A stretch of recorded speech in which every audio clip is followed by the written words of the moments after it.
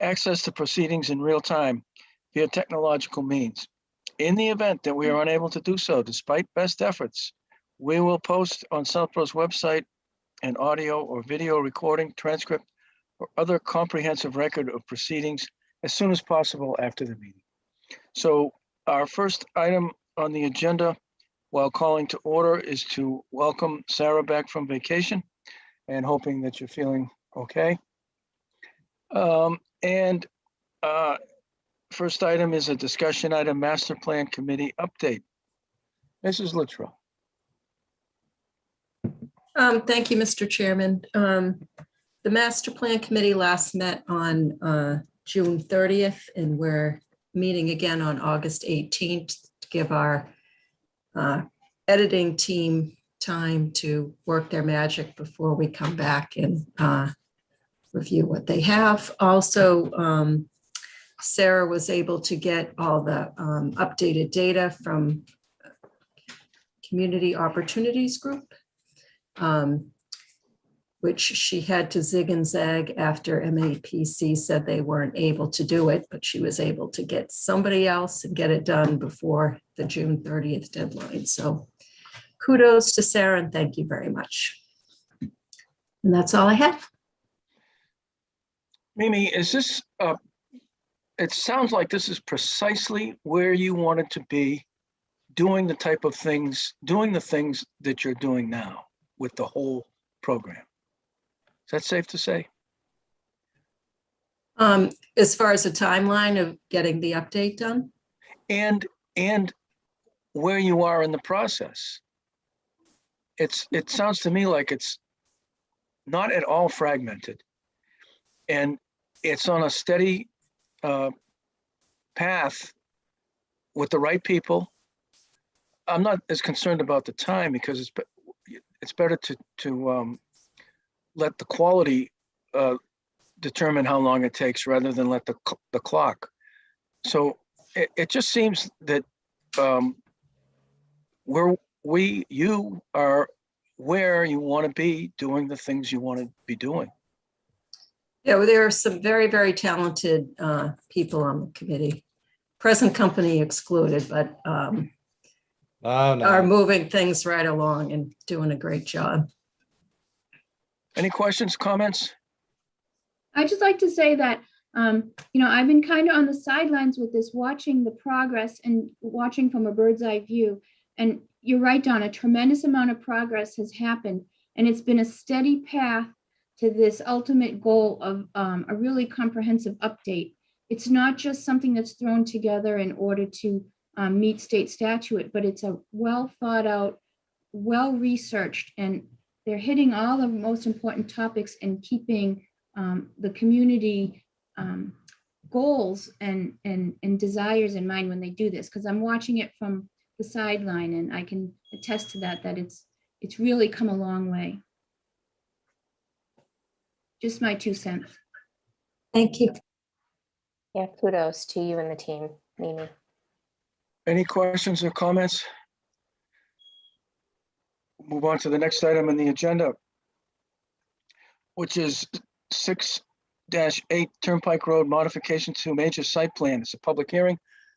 We'll ask the town planner to read the public hearing notice.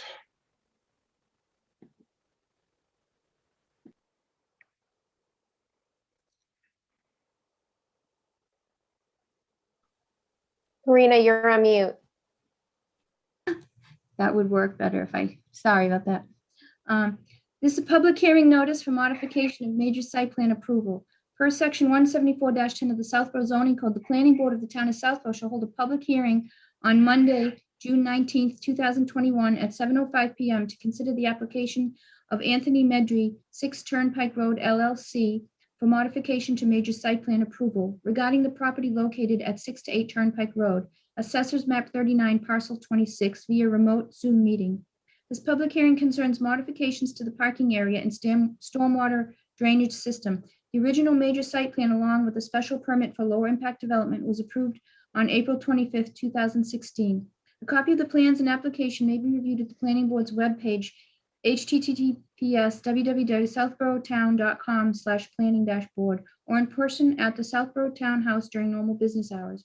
In accordance with Senate Bill number 2475, this meeting will be held virtually. No in-person attendance by the public. Persons wishing to participate in this meeting while in progress may do so by going online to www.southboroughtown.com/remote meetings. Donald C. Morris, Chair, Planning Board. Okay, thank you. So with the public hearing officially opened, I must say that the green cards, which are mailed to abutters, were not received until 4:32 this afternoon. There has not been enough time to review them, and therefore, it's my recommendation as the chairman that we conduct no business relative to the merits of the project and continue the hearing without any action until our next planning board meeting, at which time, hopefully, the green cards will be in order. And we will also have the comments back from our consultant. I'll open it up to the board for consideration to continue the public hearing with no official action. Mr. Mills, Yeah, I'm comfortable with your recommendation. Mr. Stein, That sounds fine to me. Mrs. Latrell, Agreed. Mrs. Houlihan. Agreed. Will entertain that motion. So moved. Seconded. Motion's been made and seconded, and that would be to continue the public hearing to, what's the date? Karina? August 16th. August 16th At 7:05? at 7:05. Is that your motion, Mr. Mills? Oh, it is, Mr. Chairman. You caught me off guard. Oh, I caught myself off guard, but I'm not, I'm a little bit sideways about having to do this. It's very rare when this happens, but it's unfortunate. Mr. Stein, is that the motion you seconded? It is. My only discussion point being that I'll probably be away in a place where I may not have internet access, but I'm certainly willing to file the Mullins form and watch the meeting to participate in the subsequent hearing if there is one. Motion's been made and seconded. Any discussion? Hearing none, all in favor, Morris, yes? Mills, yes. Stein, yes? Latrell, yes. Houlihan, yes. Thank you. We'll move on to the next item on the agenda, which is a public hearing. Proposed downtown district bylaw, zoning map, and design guidelines. We'll ask the town planner to read the public hearing notice.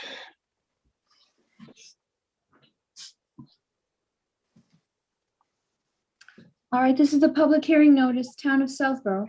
Pursuant to the provisions of Massachusetts General Laws, Chapter 48, Section 5, the Southborough Planning Board will hold a public hearing on Monday, July 19th, 2021 at 7:15 p.m. via remote Zoom meeting to review a proposed zoning code amendment for a special town meeting warrant article to create Section 174-8.12 Downtown District, parentheses DD, within Section 174-8 use regulations to establish a new zone within the current business village district for the downtown area and with associated amendments to and for Sections 174-2 definitions, Section 174-3 districts enumerated, Sections 174-8.C2, Section 174-10.2 downtown district plan approval, Section 174-12 parking and loading regulations, and for respective zoning map changes. In accordance with the Senate Bill number 2475, this meeting will be held virtually. No in-person attendance by the public. Persons wishing to participate in this meeting while in progress may do so by going online to www.southboroughtown.com/remote meetings. A copy of the proposed language and documents may be viewed on the planning board's webpage at www.southboroughtown.com/planning-board or in person at the Southborough Townhouse Board of Selectmen Office, 17 Common Street, Southborough, Mass.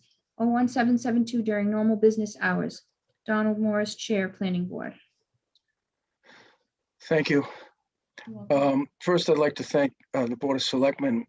When we were first approached with this opening of a public hearing, it seemed, I think the original date for the special town meeting in the fall was October 4th.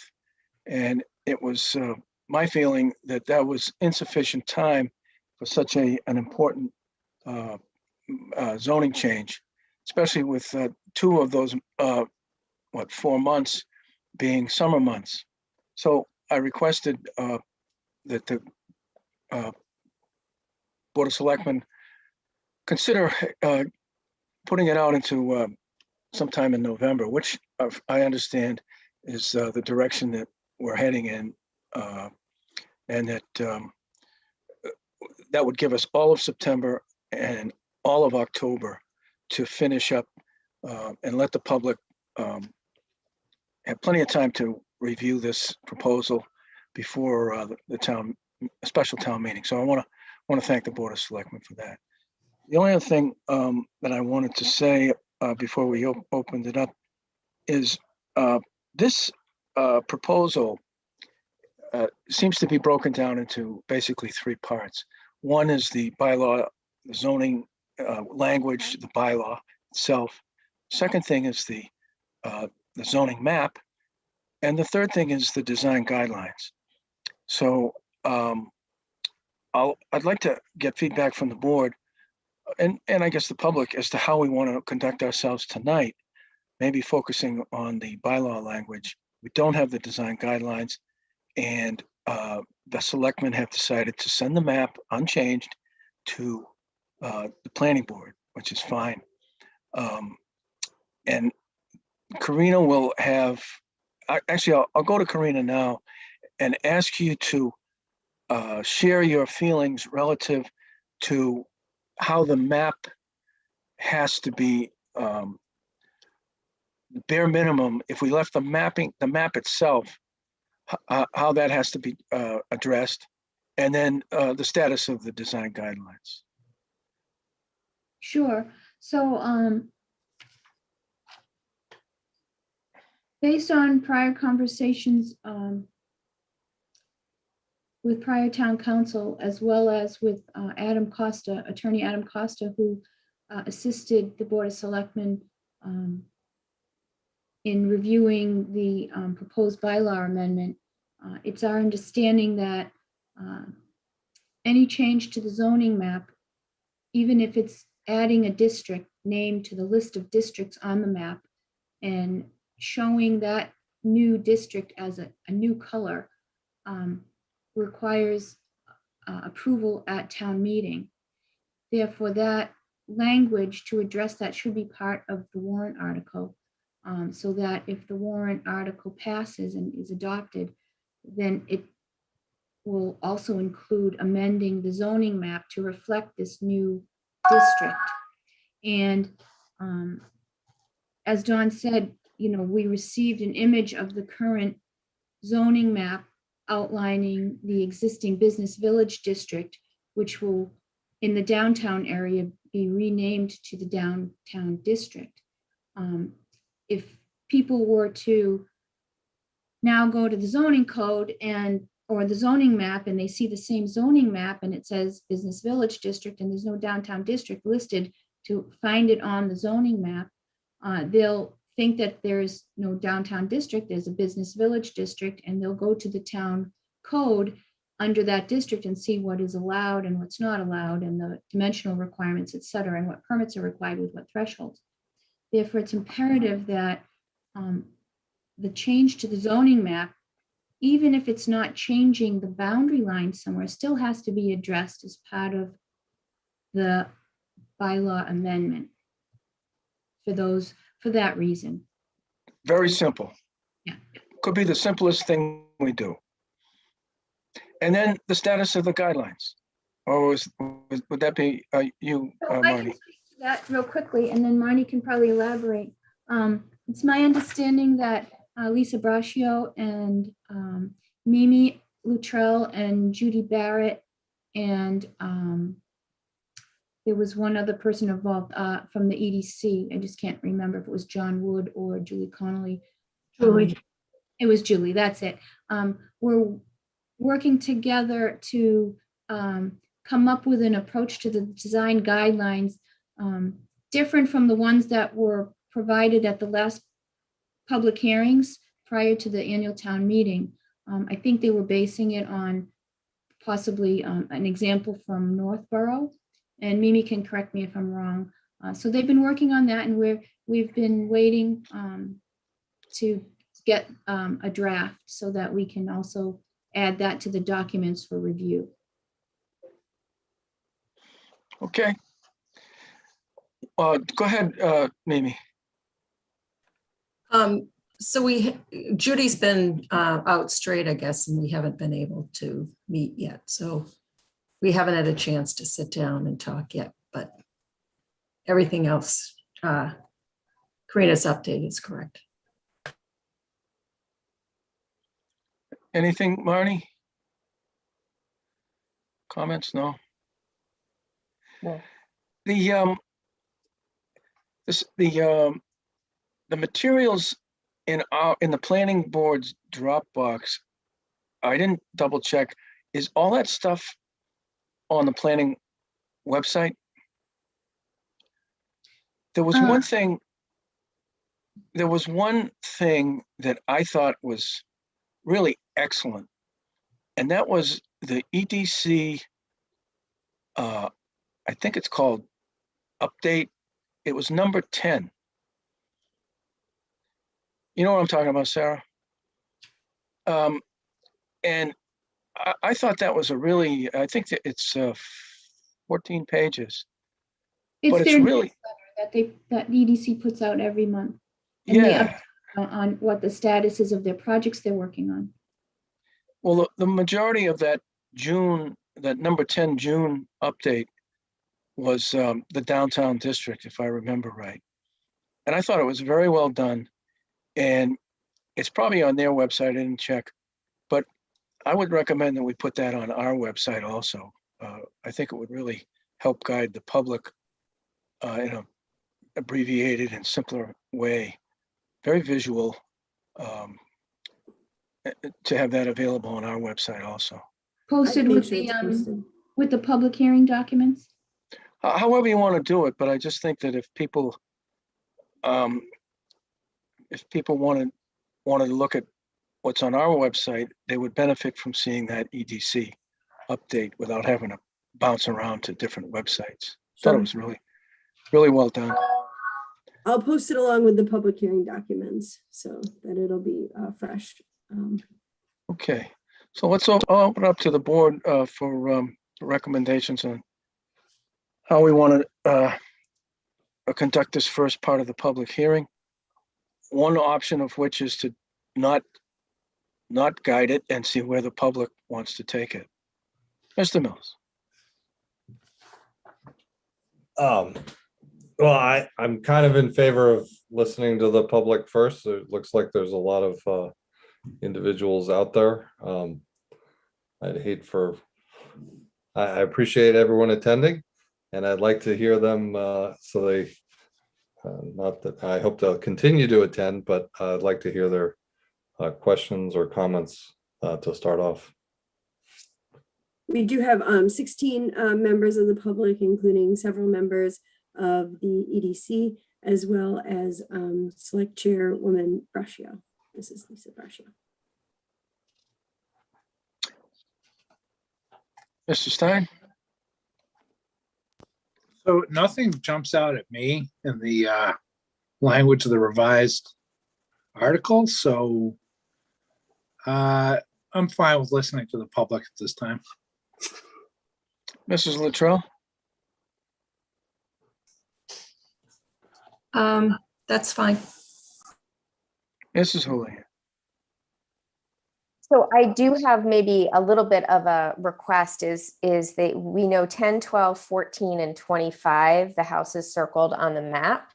are the affected property owners. And I think that's one of our key things. We knew selectmen were going to reach out and have meetings with them. So the best way to hear the update or words from those individuals that are the actual property owners, I think would be my preferred way to maybe start and understand if the Board of Selectmen, if Lisa has an update on where that is, and if any of those people are in attendance, if they might be able to kind of chime in relative to the zoning.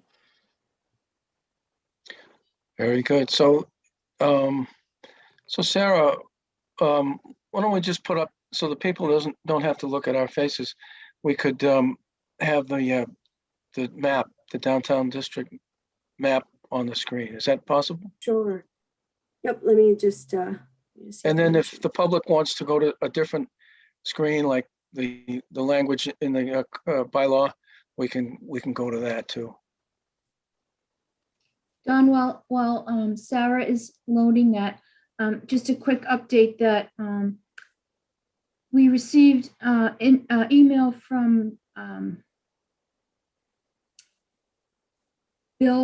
William Sines from the ADA committee, who gave some feedback on both this public hearing and the prior public hearing.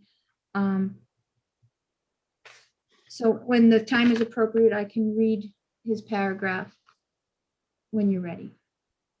Maybe after or now, when you choose. And then also. Why don't you read it now? That'll give Sarah a little bit more time.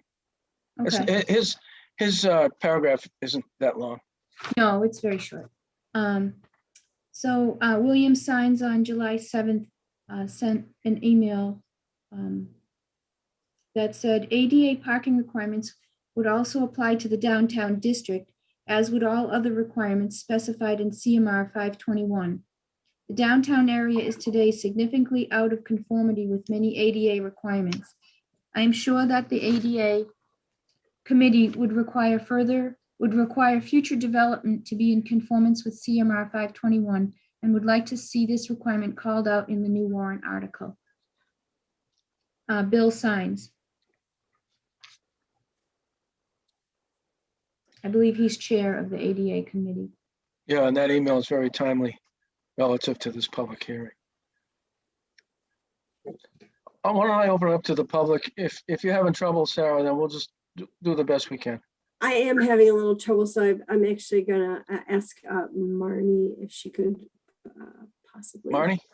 share, because she has assisted me. I got my two monitors going. Yep, I humbly no problem. ask The for joy of support. working from home. That's right. I'm just getting it to, Dropbox is just being slow. yep. I'm just getting While it to Marnie's doing that, I'd like to add one more thing, Don, that I did receive some feedback from one of the residents, Kristen Connell, 15 Main Street, and that she is not a resident that owns a split lot, but she is someone outside of the district who would like to be included in the district. So I know that the Lisa Braccio and her team were reaching out to residents with split lots, but they may want to consider also talking to some folks like 15 Main Street who didn't have a split lot, but also have some input. Karina, sorry, which number was that? 15 Main 15, Street. that's up here. Yeah, Okay. it's a party that was possibly interested in being included in the new downtown district. So I just wanted Okay. to, that's the feedback we've received at the planning office at this point. So at the risk of sending this into a much better start, if I ask Lisa to speak, she always has a way of getting things going. All right, good evening. Can you hear me? We can. Hi, Hi, welcome. good evening. Thank you so much, everybody. Just if I may add a couple things, Don, before we talk about the map and the abutters as well. Sure. I wanted to thank the planning board, Don, and the suggestion for moving the town meeting to November. It made complete sense. The board supported that and approved that at our last meeting. Also, thankful that Mimi is able to meet. The goal is to meet for the design guidelines. Next week, I believe Judy has the 28th available. We're just tying up the date so we can start those discussions. Originally, when planning board had received a copy, it was actually from Hopkinton, and Judy felt it was for a very specific purpose for their Main Street. So she felt that Northborough was a better guide, and it worked out that Mimi as well had been looking at Northborough and thought that it tied in nicely. So those conversations will start next week. Let's see, I wanted to acknowledge there certainly is some concern and issues with the map. And I know the Board of Selectmen were looking forward to these hearings and hopefully being able to get some suggestions and some guidance as well from the planning board. I know we are still working to meet with all of the abutting lot owners. They've been recognized. The EDC has spoken to some of them. I believe Marika's had some general conversations with them. We're going to continue those with a nice sit-down meeting, hopefully soon. So, and as well, Ms. Cannell had reached out from 15 Main Street as well. She had reached out to the board, but I know when the board initially started this, there was no interest in expanding the district. The board was looking to either keep the district that was currently in place or, make necessary changes as needed. I just wanted the planning board to be aware as well, the draft of the downtown district that you have in front of you. There was only a few changes that the board had made to those. One of them was, I know there was much discussion on the 2,000 or 3,000 square feet per establishment. The board, based on feedback from Judy Barrett, as well as some diagrams that we were able to see what that would actually entail for an establishment that EDC had put together, the board voted to keep it at the 3,000 up for further discussion if need be. The board also had incorporated the changes, and thank you to Marnie and Mimi for meeting with, having a discussion with Adam Costa, and the language that you had agreed on at your meeting under the mixed use development was incorporated. One of the other things the board did was we took 4 stories completely out of the document. And what was the last piece? Bear with me 1 second. I have it in front of me. It was the FAR. FAR. Yes. Yeah. Thank you. So we went back to the 0.35 to what we had a lot of discussion on, and there was, I'm going to say general consensus. I'm not going to say complete consensus back in November. So the board had put that back in as well. So thank you. Thank you very much for that correction. So, and the 4th piece was obviously we brought the map forward that, we currently have, hoping for some guidance or some direction from planning board. I think you've given us a little bit of that tonight, Dawn, so I thank you for that. But any other suggestions from the board as well? I know one of the other things the board is going to be looking at was, we've had a lot of feedback under the mixed use development definition, where it talks about the 10% having to be non-residential. And I know I've heard a lot of feedback and a lot of concern up on there you go. First going to the second page, that that number may not be the number that we want to move forward with as you look to some uses. So that's something else that's going to have future discussion on, hopefully through here. I think the goal of the board is, in adding the extra meetings, is November 1st is the new town meeting date. So we would hoping to be able to incorporate as many changes as we can by the end of September, beginning of October. So the goal would be to have the least amount of amendments on town meeting floor. So I know that was long-winded. I hope that answered some of your questions, and then obviously I'm certainly available to answer any others. Thank you. Thank you. Let's open it up to the public. Who wants to go first?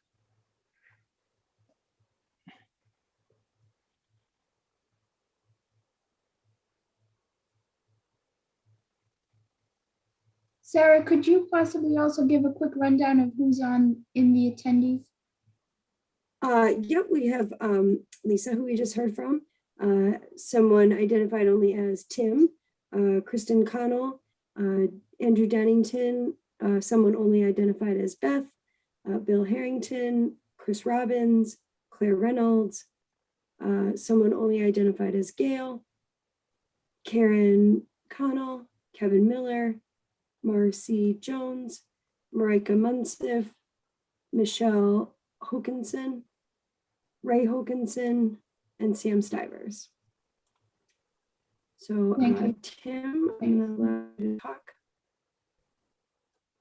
All set? Hello. Yes, thanks for letting me speak. This is Tim. I'm from 18 Main Street. One of the things that I would like to ask about regarding the map would be if there's any interest, or I'd like the board to maybe consider looking at expanding. Like I know I wouldn't mind if my property was included in the district, being so entrenched in what the district is. So that's something I wouldn't mind the board taking a look at, and maybe expanding, as long as property owners are okay with it, if it would go up further west to possibly Route 85. But since 11 Main Street is directly across the street from my property, I'm very interested in at least being included in it, since I'm kind of surrounded by it. The second thing that I would like to bring up is the floor area ratio. And I know that there's renderings being done of what that could look like maxed out. So I'm kind of curious to know if that is the right way to look at a building, if we should be using a floor area ratio, if it should be a lot coverage. I know it can result in skyscraper-like buildings possibly. So I know there's renderings that were hopefully going to be done to kind of alleviate any of those kind of concerns. So it's something I would like to bring back up.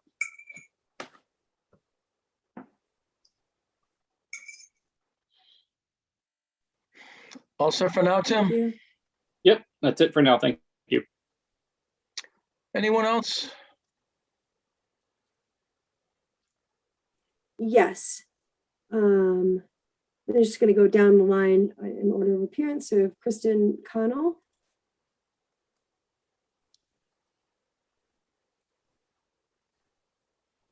Hello, this is Kristen. Hello, welcome. Thanks, everyone. I am the owner of 15 Main Street. I am asking that 15 Main Street be included in the downtown business district. 15 Main Street is a multi-family property, and we expect it to continue to be a multi-family property for the foreseeable future. However, because of its location, where we have St. Mark's on one side, St. Mark's has recently kind of developed the former home of Mrs. Campbell, putting in a sort of a long driveway and making that into a multifamily property to one side. And then we have the office building of 11 Main Street on the other side. So my rationale is that 15 Main Street is already functioning as a multi-use property.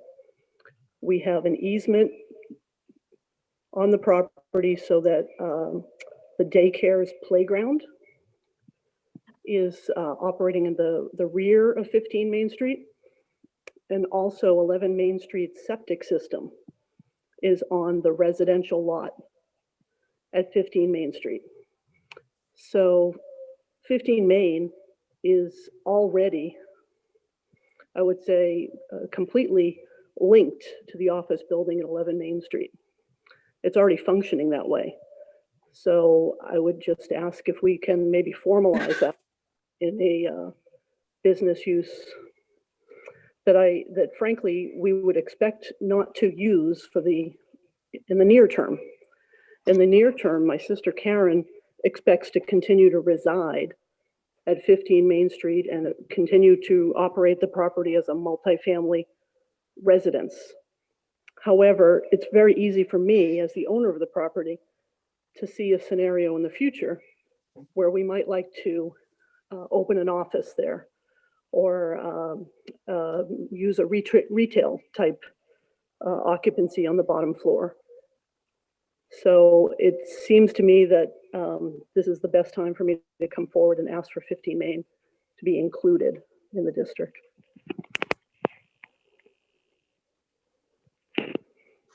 Yes, Can I- Marty. Kristen, thanks for the statement. By any chance, have you reviewed the bylaw, the downtown district bylaw? And, you know, given the perspective that, you know, you would be hopeful to be part of that downtown district, is there anything that draws concerns or anything that you've read, or do you kind of like it all? Or No, any I mean, feedback on that? I'm largely in favor. I think Okay. it's going to be a real plus for my property at 15 Main and the town. So we're largely in favor of it, which is part of the reason we want to be part of the future. Thank you.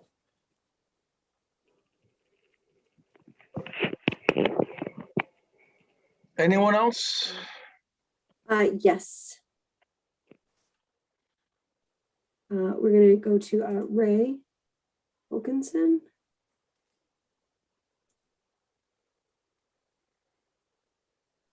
Can you hear me? How you doing, Ray? We can hear you.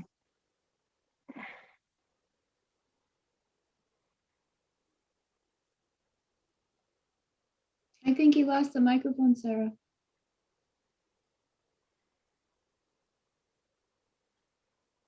There we go. Now he just has to be unmuted. Well, I was unmuted. Somebody muted me again. There you go. Okay, Ray, can you also state your address? 10 Main Street. I live at 10 Main Street and I own 12 Main Street.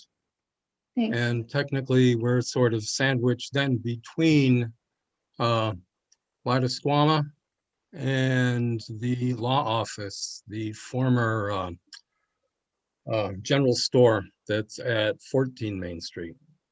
So first of all, I wrote a letter to the selectmen, to the planning board, and to the EDC back to April and May, when the proposal for 15 Main Street first came forward about becoming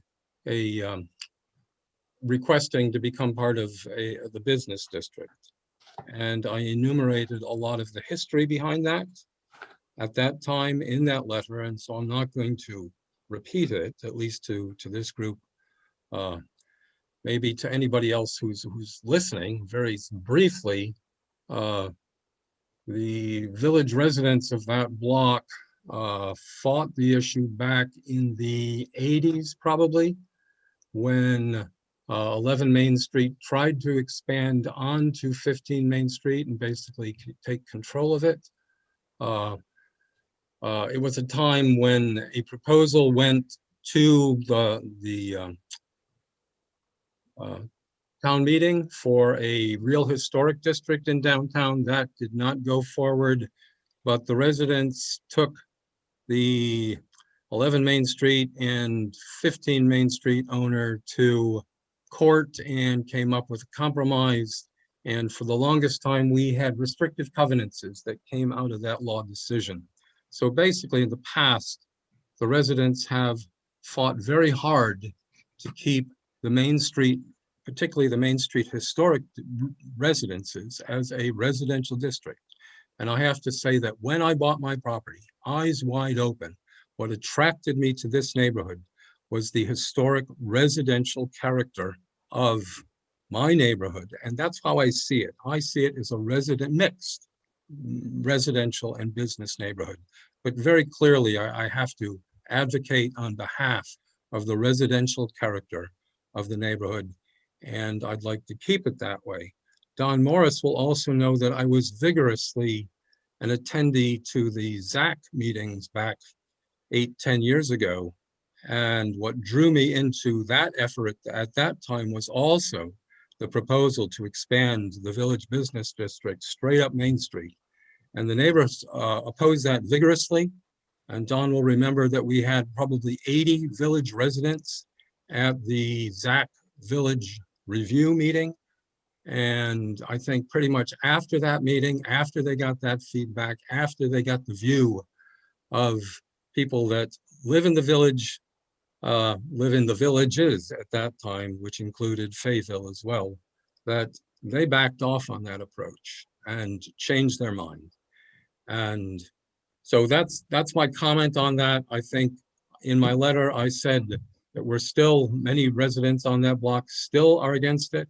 I think the statement that because they're a business, well, somebody has to abut the business. I abut the business. I'm not asking to become part of the business district just because there's one next door. A multi-residential property, well, there's other multi-residential properties, then they're still just residences. They're not businesses. There's a big change if that zone changes from residential to business. It just opens an incredible change. And without getting too political, I'll at least very briefly say 15 Main Street has apparently an approved demolition order that they can demolish their historic house. And now not only do they want to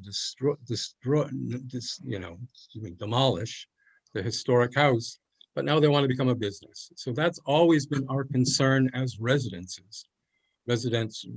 property, that this could be really creeping issue, domino theory effect. And that has been our concern. And I just really want to voice that here, because when I listen to people who are attending, I'm certainly one that will continue to fight that effort. Okay, so that's it on that topic. And that's my concern about expanding it. And earlier on, I got at least a few verbal messages from other boards that they had no interest in expanding the district. And I think you have a real can of worms trying to get this thing through town meeting as is, just to try to convince the town that we want to make these changes and without sort of whole hog trying to expand this district. So that's what I'm done with that topic. I also, somewhere along the line, I think somebody briefly said something about, there's a number about the minimum amount of a property that was non-residential was 10%. And I think that maybe somebody will change that. But I guess that's one of the issues that I would like to see addressed somewhere along the line, is a lot of best case, worst case scenarios that can happen in this plan. You know, it's a relatively small area. You know, the downtown village business district is what it is. 11 Main Street is what it is. But I'd really like to see sort of best case, worst case scenarios. And is it possible that when we sit there talking about economic development, and we're talking about, oh, well, we're going to get ice cream shops and boutiques and this, that, and the next thing, what's the likelihood that we're going to get a bunch of apartment buildings? Seriously, pure, unadulterated residential change. I'd really like to see somewhere along this line to convince town meeting that we've gone through the numbers and that we can understand the best case and worst case scenarios. And in addition to that, I've never seen, since this is economic development, maybe this goes back to the EDC, I've never seen somebody produce sort of either a spreadsheet analysis or numerical analysis that describes what the economic benefit could be, best case, worst case, from these rules, from these changes. That's the motivation. And they're dangling these carrots saying, oh, we're going to get this, we're going to get this. And those individual things are attractive. But are we really going to get it? For somebody who's been in this town for 28 years, I predict we'll see another law office, another dry cleaners, it's, you know, those type of things. Those are really what you're going to get, probably. So I'd really like to see that sort of numbers worked through. I guess, kind of covers it with the exception of the design guidelines. I'd like to see both of those options somewhere posted, the Northborough option and the Hopkinton option. The fact that Hopkinton only addressed Hopkinton Main Street, well, I'd like to see that. I'd like to see what their proposal was for their Main Street. Because to be honest with you, as a model of a town, I'd really like to see us model ourselves more on downtown Hopkinton than on downtown Northborough, because I don't think downtown Northborough is something to aspire to. I've driven through it and I don't see anything particularly attractive about what it looks like now. maybe they're trying to change it. Let me go through my notes here and see what else I got. So I'm sorry, I don't know how we address that, but I think somewhere along the line, if people can begin to work through those numbers, I tried to go through the planning and tried to myself try to draw some best case, worst case scenarios. But I think that's something that we'd really like to work our way through to really understand what this plan means. And it seems to me that the design guidelines are critical, because when I read the previous one, the template, it was all very, this would be nice, this would be nice, you should try to do this. And I think if they're design guidelines, they really have to be quantitative. You know, I want to say you must do this type effects. Because I think these by right zoning rules all of a sudden remove the planning board and other people's option to review what is happening. So we really ought to make sure that what we're going to get is what we want.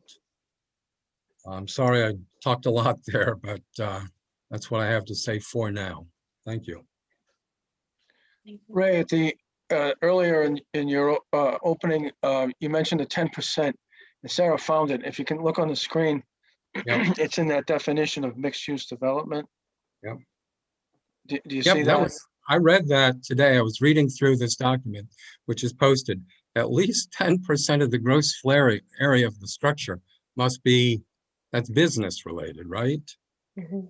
And so that implies to me that 90% of every building could be apartments and units. And when we're talking about economic development, I don't see it. So I just like to, you know, that is one of the sticking points that I see and would like to work through some real possibilities and understand what we could have.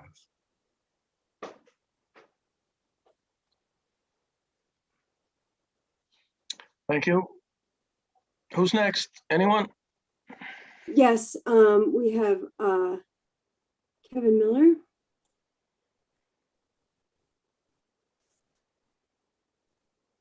Hi, Planning Board.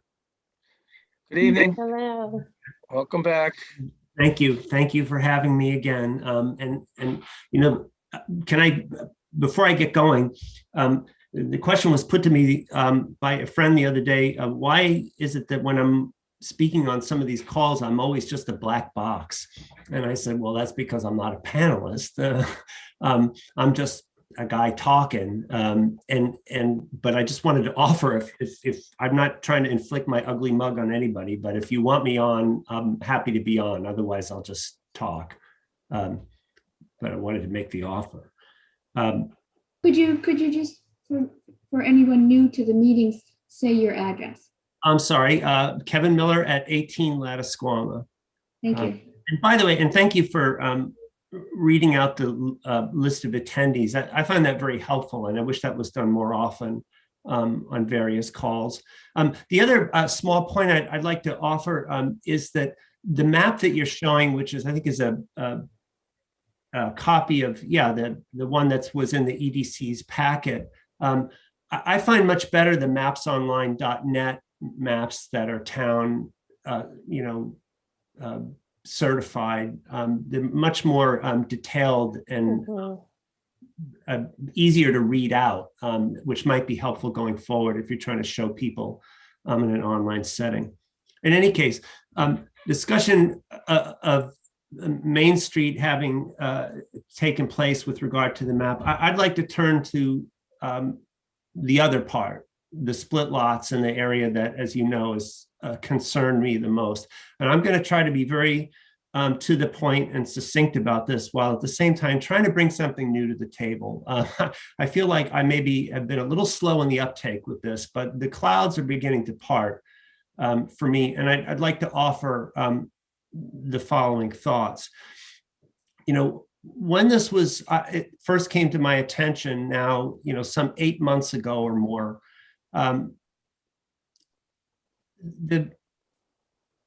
what I was getting was the assertion, that the map was the map and it had always been the map and all that kind of stuff. And no one had ever raised an objection to it, and which frustrated me when I started discovering that actually people had talked about the map and it had been a point of contention.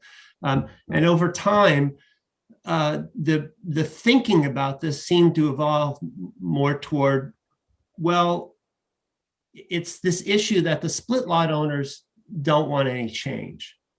And, you know, I really appreciated, I know it was Corinna who actually first clarified this for me on one of your calls many months ago, when she noted, and again, I'm ever grateful for it, that the creation of this new downtown district, it's not a question of using the old map. The very fact of the creation of the district creates the obligation, and as a legal matter, a new map. And if the new map happens to follow the contours of the old map, well, that's all well and good. But as a matter of law, it's a new map and a new district. So that's established, and I think now accepted by everyone. And if I'm incorrect, I hope someone will correct me. So it seems to me finally that there are three choices with regard to this map. And, you know, it's been universally acknowledged as well, and by my friends at the EDC, that this map is weird. You know, the term I picked up from them was wonky, and I agree. It's wonky, and you know you know, in conversation with them, they say they would like it addressed. In fact, they would like planning to address it. And this is where it gets into this thing of who's got the responsibility for what. In any case, my concern, as you know, has been the split lots. And what I regard as the potential for a certain kind of mischief, a full quarter of a mile from Main Street, where there's really no logical reason for a downtown district that's devoted to commercial activity. It just doesn't belong there. So you have, for instance, all kinds of weirdnesses. Number 5 Park Street, which is that's the former towing company. It's J&J Automotive, an active business, a commercial garage, in which if you look at the map, it appears to my eye that less than half of the property actually would currently exist in the business village district, and therefore less than half of it would sit in the downtown district, and the rest of it is actually in Res B, which really, of course, doesn't make any sense. Then you proceed further south, you run into 10, 12, 14 Lattisquama, partially in the district, partially without. There's nothing that can be done there. It's from topography and a stream running through them. There's no benefit that's ever going to accrue to those owners. There's 25 Park. It extends all the way down to 2 Foley Drive, out to 35 Boston Road, which is another residential property. All split lots. It's hard to understand what the benefit to anybody could be. So you have a choice. First, it seems to me, would be the process of downzoning, which is what I've advocated for a long time, I think without having the terminology for it. And you would, remove the split lots, remove those parcels and put them back into Res B like the rest of the surrounding neighborhood, right?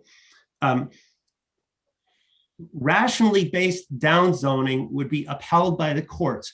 It's hard to see what economic benefit could be deprived. Let's take the craziest example. If you look at the map, number 2 Foley Drive. Okay, I have to say I have not had the pleasure of meeting the folks who live at 2 Foley Drive, but the district line cuts right through their house and through their swimming pool.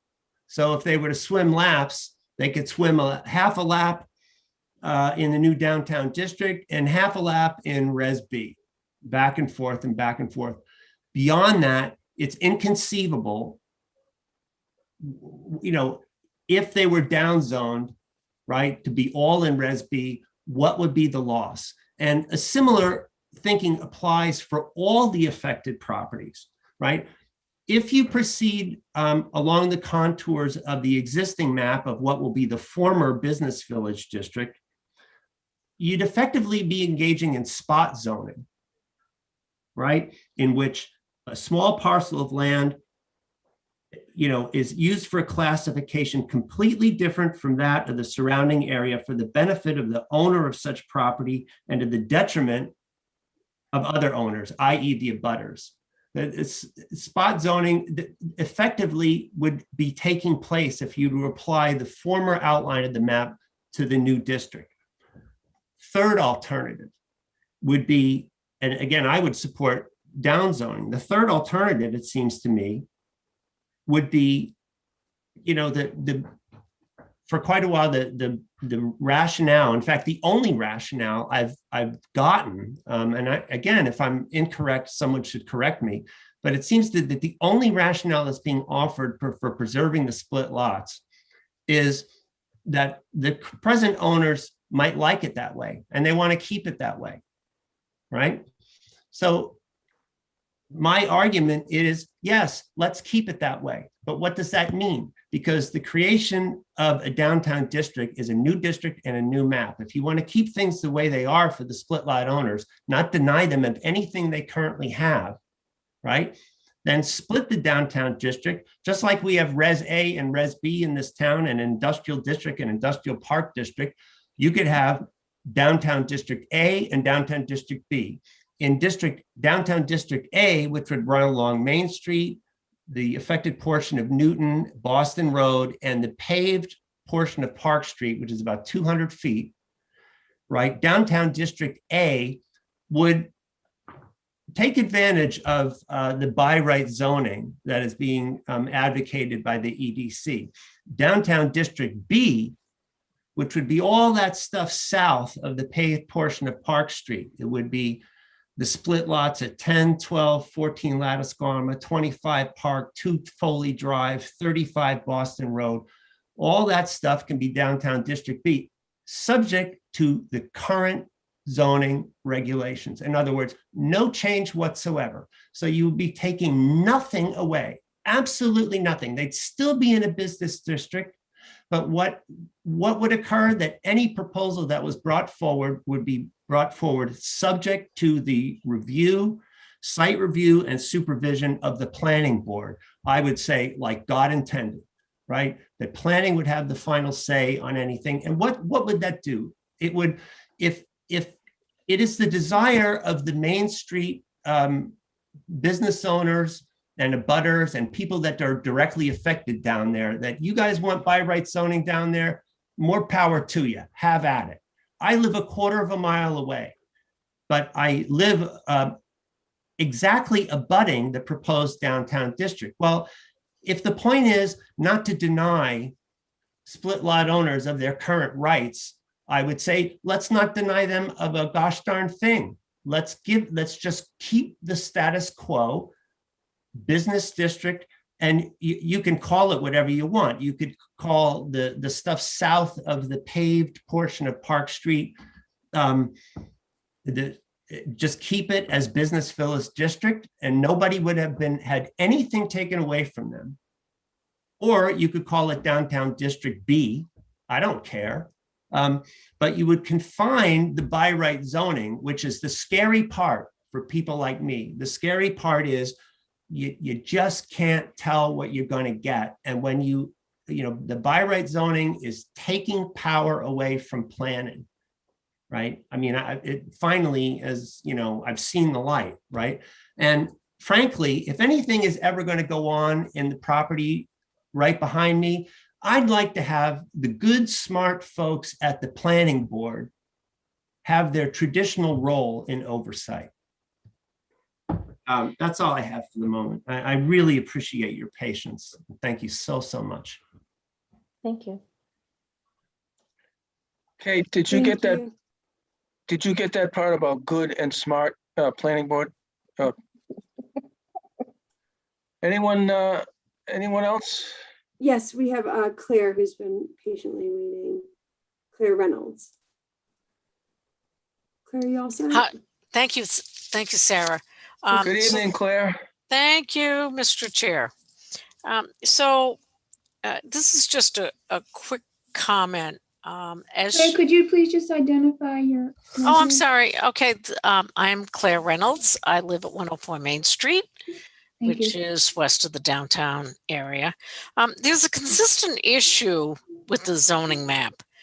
No matter what side of the fence you are on it, this is something that has been going on for a while. So my question is who's going to take responsibility of the zoning map? Because it seems to me that in order for this to pass at town meeting, there's going to have to be, however it's put together, a second article or whatever to redraw the zoning map. If I'm incorrect, please let me know. So my question is it's a zoning issue. So who is going to take responsibility for that? Thank you. Could you explain what you mean by responsibility? Well, the question of the zoning map has come up over and over again. This is something that no matter who looks into it, they can't figure out how it initially came up. It doesn't make any difference. But the fact of the matter is that the 2006 zoning map has it drawn the way it is. So if it has to be changed, whose responsibility is it to work with the recommendations or however it goes in order to move this article forward?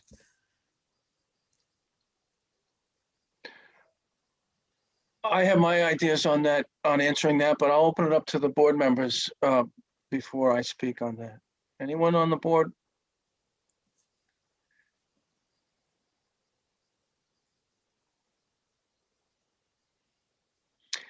It would seem to me that the next, hopefully at our continued public hearing in August, we may have revised maps that would show the properties that where the people want to add to the district.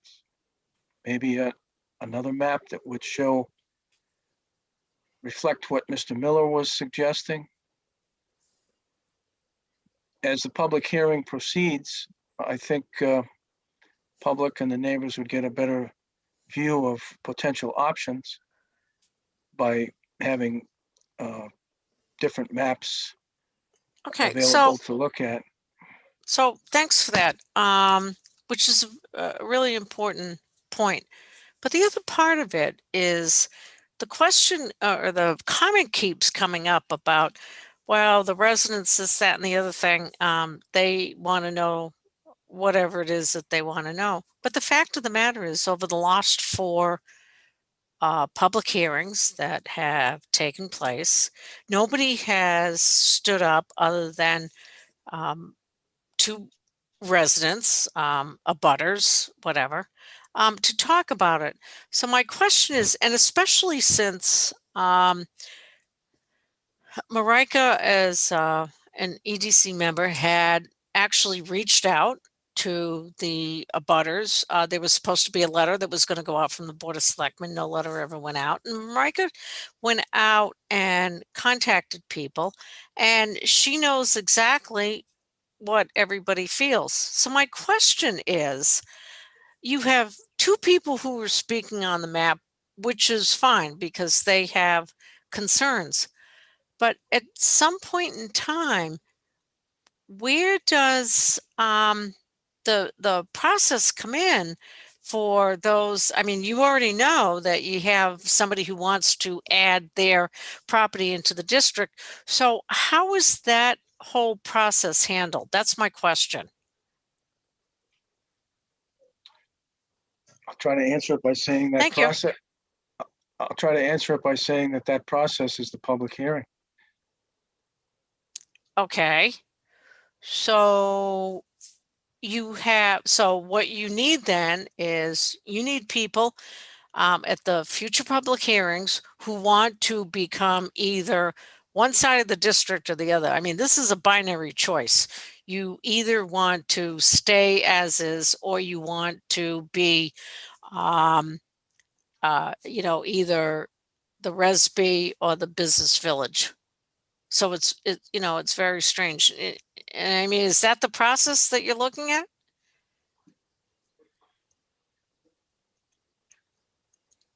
Yeah, Okay. Thank you. thank you. So Who's can I next? just- Actually, can I just ask a question? So I think that was my kind of request. I know Lisa had said she was going to reach out to the owners of 10, 12, 14, 25 to 5 that are kind of have these split lots. And we still haven't heard from any of those. Claire makes a good point. There have been we haven't heard from any of those property owners. If there's a document that exists where there's been signatures or those residents have had conversations with Marika, it would be really helpful for us to see those, because there's no transparency to understanding what is happening with other people on that street. Right. Well, thank you, Monty, because that's an excellent point. Marika has reached out to everybody. There has been no letter that ever went out from the Board of Selectmen, but she contacted everybody. So I know that she could pull that together, and the follow-up could be if everybody had to provide that in an email or whatever. I'm sure that would be what would give you the confidence that everybody had been contacted. And just for clarity, it would be helpful, and I think this was just raised by Michelle Hokinson to the panelists as well, is just understanding the mode of contact, if it was a telephone call or outreach or how that happened. But my guess is that anybody who is an abutter to this entire downtown district, not just the split lots, it would be super important for them to be part of this. Unlike a kind of a site plan or where abutters are recognized with the green certified mail, I don't think we have to do that in this process. But I think it's an important thing that all those abutters that are implicated in this downtown district have some level of a voice. And unfortunately, the summer months really stink, because I think most of our town goes to Chatham for the summer. So it makes it a little bit challenging for people to come in and have conversations or attend these meetings. Yeah, that's a good point. But don't forget, Marika dropped packages off physically at everybody's abutters, and in the area, dropped packages off at their households and then followed up. So yeah, that's helpful. I wasn't yeah. aware of that. Yeah.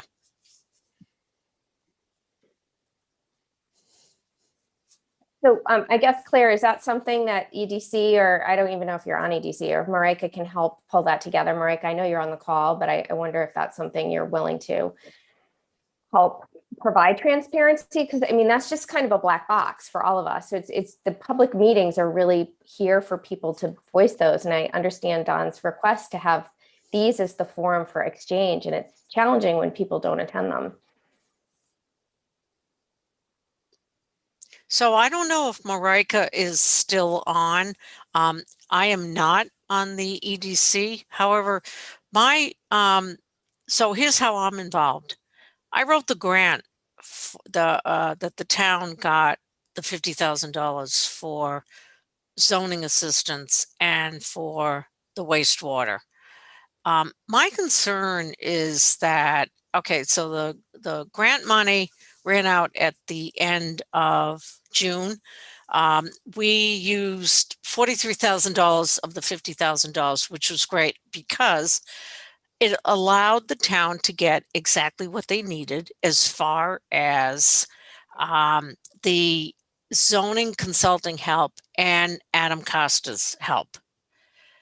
There are future grants. One we also have in the wind with the same agency, the EEA, which is the Energy and Environmental, that wants to help towns with this work. And my concern is that after 9 months plus, we still don't have anything to really show we've made a lot of progress, but we still don't have anything that the various boards are in agreement with. Now, the timeframe for voting has been put off because the original March town meeting got postponed to May, which got postponed to October, and now it's gotten postponed to November. Somebody could look at this, and everybody should really pay attention to this, folks. Somebody could look at this and say, I understand that zoning takes a long time, but how the heck long does it take to come to some type of an agreement for a 13-acre parcel of land? My concern is that you don't want the money that is available to all of these towns to go away because they don't see us making progress. Thank you. Anyone else? Marika, you should be all set to speak. Hi, everyone. Thank you. My name is Marijke Munsef. I live on 92 Sears Road. I'm also the EDC coordinator. Thank you, Claire, for bringing all those items to the attention. I just wanted to first say that the whole reason why we're actually, first of all, the EDC started out with a zoning update. The reason why we need a new downtown district is because the business village district involves 3 different areas. So it's the downtown, it's Fayetteville, and it's Corderville. Those are the business village. That's all business village district. We were just focused on the downtown area. So that's why if we were to change or update the zoning for the business village district, and that would basically make life a lot easier because we don't have to address changing the color of the zoning map, then those changes would apply to all 3 villages. We wanted to focus on the downtown. So that's why we need a new district, and we've called it the downtown district. Concerning the split lots, first of all, actually, I've like Claire said, together with Claire in the winter, March of, when was it, 2020 probably, or no, it was 2021. We hand-delivered information packages to all properties within the business village district in the downtown area, as well as abutters. Later on, I followed up with all the split lot owners once the whole map issue came up.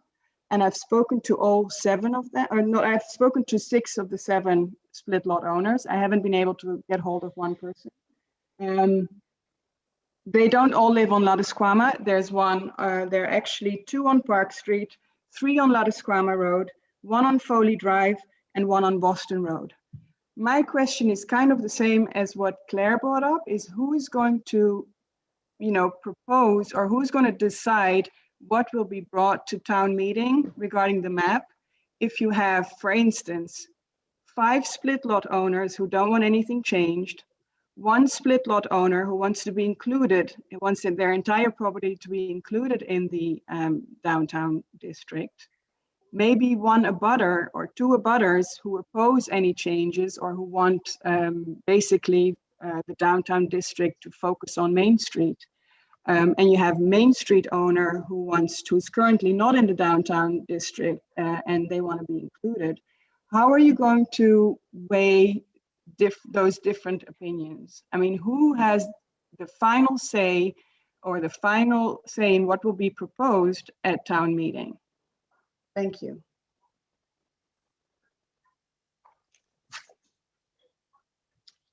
It would seem that if we got to the point where we were down to a few options or multiple options, that the planning board would probably, I would recommend huddling with the Board of Selectmen and the ETC. And then just figuring out which of the options, which of the different variations we would bring forward. But that would be toward the end of the public hearing, probably in October or sooner if there's no additional information. We received additional information tonight that we didn't have before, so see where it takes us, but I would recommend it, the final version of the map to be presented for vote at town meeting be the result of a joint meeting between the planning board, board of selectmen, and the EDC. John, could I chime in with one comment? Of course. I think referring back to, I think Mr. Miller had mentioned something about, demonstrating the economic benefits of particular scenarios of what would actually happen when he was using the terms best and worst case. And what comes to my mind is that if you do come up with, 3 different variations of a zoning boundary that may be associated economic benefit to compare an analysis that shows, well, if we have the zone that looks like this, it benefits the town in this way, whether it's, you can say economically how it benefits it, community-wise, socially, all that stuff.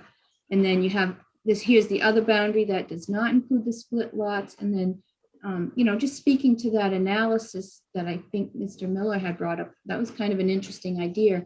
That way you could compare and the people could see the facts of which scenario might be beneficial.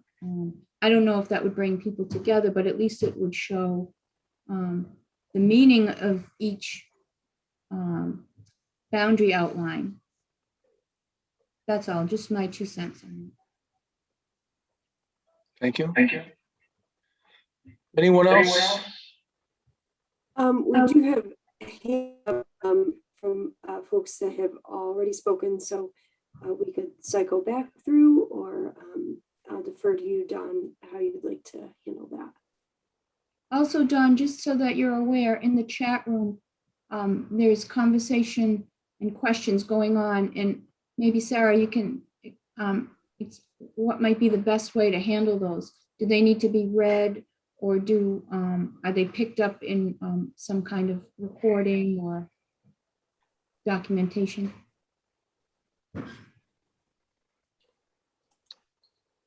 If you click on your chat, you can see, if you click on your chat icon at the bottom of the screen, you can see where folks have chimed in who are attendees. If there's no one new that wants to speak, and only those who have already talked, let's go back to them, but with the rule that let's not go over something that's already been said, only something that would be in addition to what we've heard so far. Okay, start back up at the top again. Ray Holkinson, you all set? Hello, this is again Ray Hokinson, 10 Main Street. I'm going to be very brief this time with just 2 small points. Claire seemed to say that Marika reached out to all abutters, and that didn't happen. I do know that she reached out to split lot owners, so clarification. As an abutter, I've only spoken to Lisa B. I can't pronounce her last name. I'm not good at those things. And she gave me a call from the selectmen, but that was it. And just one comment about zoning. In my opinion, zoning really is for stability and protection. It's an issue of stability for a community. You know what your rights are, and you know what your neighbor's rights are. And I don't think it's like it's not a crapshoot. Well, we changed our mind. When I bought a house, it was a residential property. I knew who my neighbors were, and I bought it as such. And that's part of the stability of a community and a neighborhood. And so I just want to reinforce that don't treat zoning casually, as I think some of these conversations are occurring. It's not a casual issue. It's actually quite an issue of stability. And it's important for a community and a neighborhood. Thank you. That's my last comment. Sarah? Okay, we have Kevin Miller again. I'll be quick. First of all, Ray Hoganson deserves all the credit for the economic analysis suggestion. I'm not the one that made it. To respond to a comment about how can an abutter decide whether split lot owners should have their boundary changed? Well, that's exactly my point. I'm offering the proposal in a spirit of conciliation and getting it fixed. In that, again, what I'm suggesting is by splitting the downtown district into A and B, you leave B alone. You leave it under the current business village district regulations. And you can find the, which then would disenfranchise no one from their current situation. Yeah, And but then- I think you already explained that. Right. So I just want to be clear that that's what I'm saying. I'm not trying to change the boundary for anybody. In fact, I'm trying to leave the folks who want to be left alone. And if you want to add goodies along Main Street, that can be, that's your debate. So yeah, there's something else I'm forgetting, but it's okay. It'll hold for another time. Thank you very much, Mr. Morris. Thank you.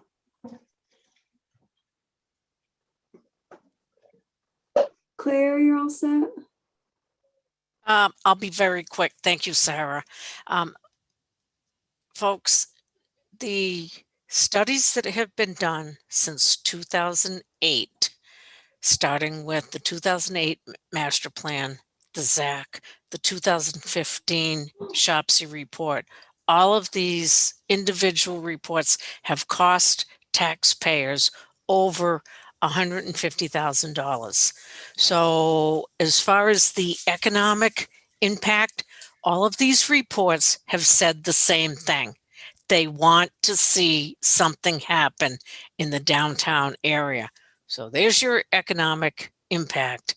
And I think that with a little bit more research on my part, I can get that number up to $175,000 for money that has been approved at town meeting in order to get a study where all of them come out with the same results. Thank you very much. I'm Thank you. confused on that.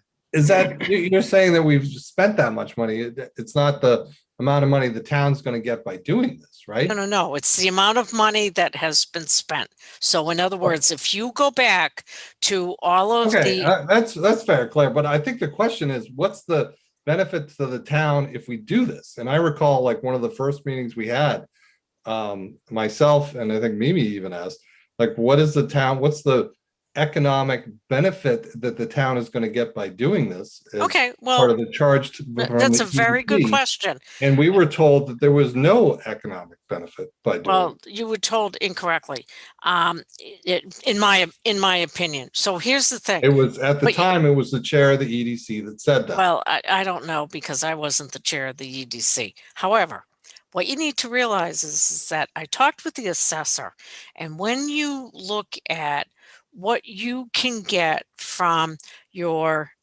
building fees, from your taxes, from your revenue that you have, you can compile all of that, and we're leaving money on the table. It's a financial argument, which is cut and dry. But I think that's what the question was. What is that? What are we leaving on the table?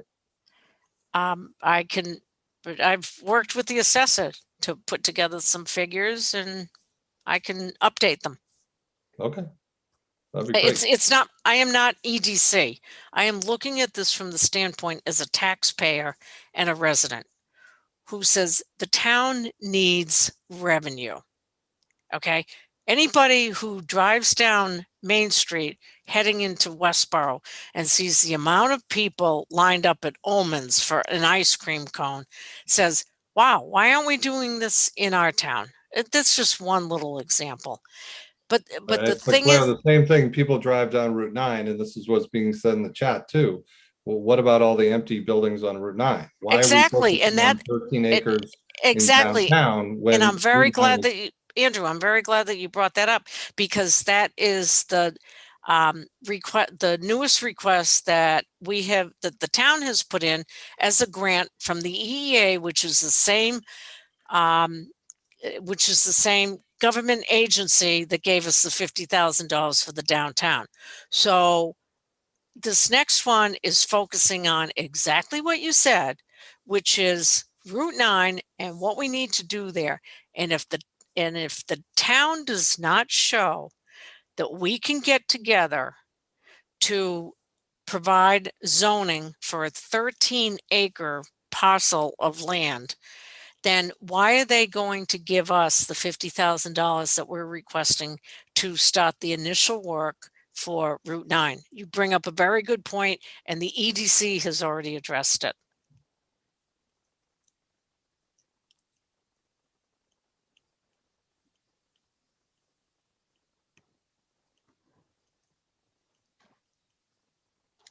Well said, Andrew. I mean, if Claire, you're saying that it's been addressed because they're asking for a grant. I don't think that's addressed. It's just they're starting to look at it. Is that correct? No, Route 9? how else are you going to address development on Route 9 without looking at the number one issue, which is your wastewater problem that you have there? So the town has not come up with any money. The state is offering money. All we need to do is provide grants. It is provide the information for why we need that money and what we can do with it. But the thing is that everybody has to realize the state is going to look at how have they used previous money that has been provided to them. It's very, very simple. And I'm really glad that you brought this up, because the big thing, if you talk to any developers, we don't have sewers in this town. And that's been a big thing on Route 9. The state has tons of money through all of these infrastructure plans that is being made available. And as a town, we need to show that we have a plan to be able to say, and I'm not saying sewers for the whole town. I'm just saying, what can you do along Route 9? You have the office parks. Excuse me, pardon me, but we're starting to drift away from the Okay, downtown district if that's we're fine. talking about Route 9. I want to make sure we stay within the bounds of the Fine. public hearing. Anyone else all set, Andrew, for now? Yeah, I'm good. Thank you. Who's next? We have Marika. Marika, you all set? Yeah, hi. I just wanted to jump in on the economic benefit. If we don't do anything, if we don't update the zoning, nothing will change. And what's currently happening in the downtown is there is not even a status quo. There is not a preservation of historic whatever. There's a decline of business activity. Talk to any of the business in downtown and they will tell you that they want this change because they need customers. They need other successful businesses to be successful.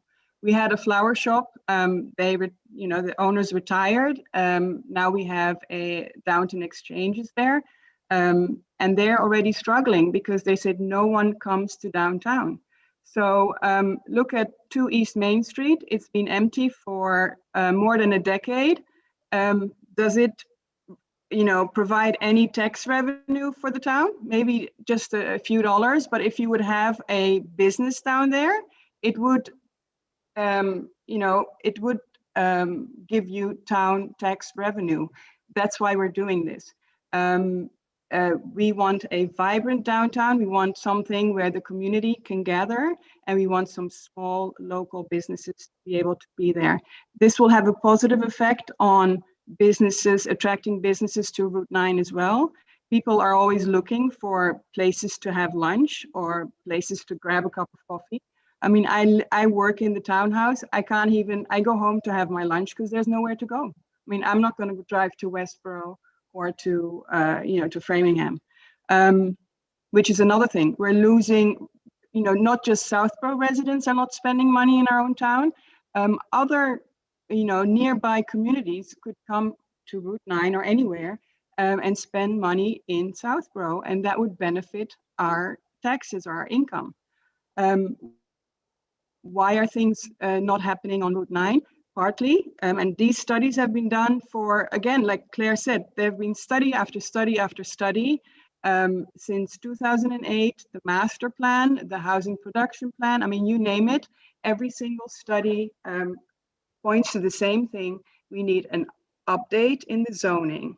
We need more flexibility, especially now after the whole pandemic. I mean, we are struggling because many people are not returning to their offices. So what do we need to advertise, more empty office space, or are we going to be flexible and be able to offer some kind of mixed use on those locations?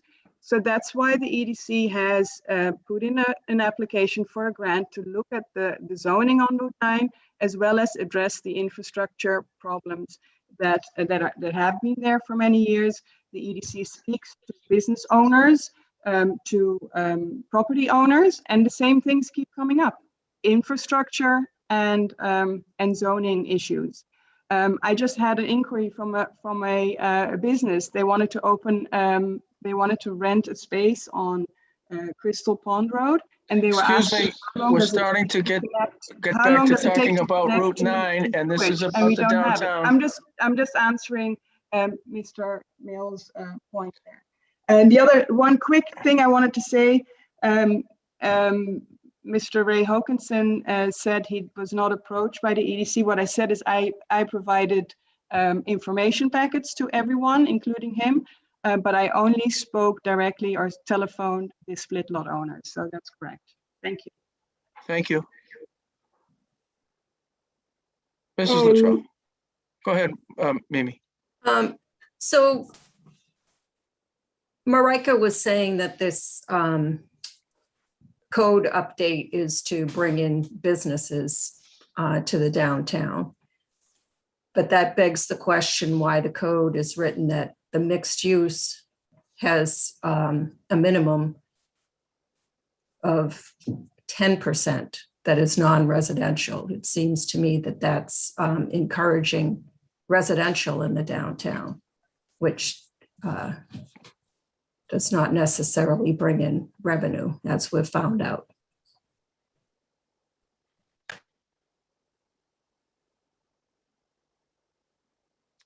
Thank you. So I think Lisa would like to make some closing remarks. Oh, good. Closing remarks for tonight. All right. Thank you. Thank you, Sarah. I wanted to thank everybody that tuned in tonight, that gave really great feedback as we move forward. Thank you to the planning board. I know that this was probably a longer of a public hearing that you had hoped for tonight. And I know how long meetings go, and sometimes it's nice not to have them quite as long. That being said, I just want to, again, thank you. I will take back a lot of the feedback. Kate, I feel sorry for you because I have 3 pages of notes just from this discussion alone. So you have your work cut out for you. But again, I want to just, again, thank everybody. I will take the feedback back to the board. I'm very encouraged on the discussion with the mapped on, and I think all of us working together can come up with a great solution. So that being said, thank you all and have a great night. That's it. Thank you, Lisa. We will see you in August. Is there any more questions or comments from the public? No. Now, board members, we're going to entertain a motion to continue this public hearing to. Don, could I just interrupt real quick? And if Sarah could just say one last time at the closing of this, the attendees, just the numbers and generally if anyone new has arrived. No, we currently have 17 attendees. Michael Weisham is the someone who attended newly the interim at some point, and Sam Stivers also has been on for the bulk of the discussion, but I didn't mention him in my first read through of the attendees. I think Sam is the staple of all our meetings. Yes, yes. Thanks, Sarah. So, is it August 16th?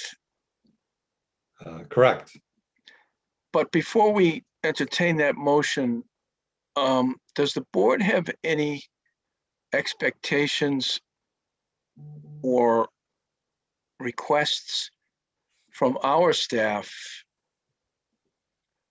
between now and August 16th relative to the draft code revision, the map? And we know that the design guideline meeting is next week, the 28th, I guess. So I want to make sure that we're clear with the public relative to having the town planner or her assistant to have a homework assignment from this meeting, from this part of the hearing. Not to say that we wouldn't have one, if there's none tonight, there may be others in the future, but yes, go ahead, Mimi. I would just request, I was listening to the EDC meeting and Julie Connolly had told the committee that she had several revisions that she wanted to make as a result of meeting with an architect to do renderings. So maybe we could find out from her what those changes are that she wants to make. And So you would have the town planner or Sarah reach out to Julie? or Marika, if the committee knows what those changes are. Are these changes to the design guidelines? No, to the zoning code. Oh, there's more zoning code changes that they're working on to the draft bylaw that is currently posted as part of the public hearing. Evidently, yes. In like visual aspects or changes to the context? Changes to the facade requirements, open space requirements, setback requirements.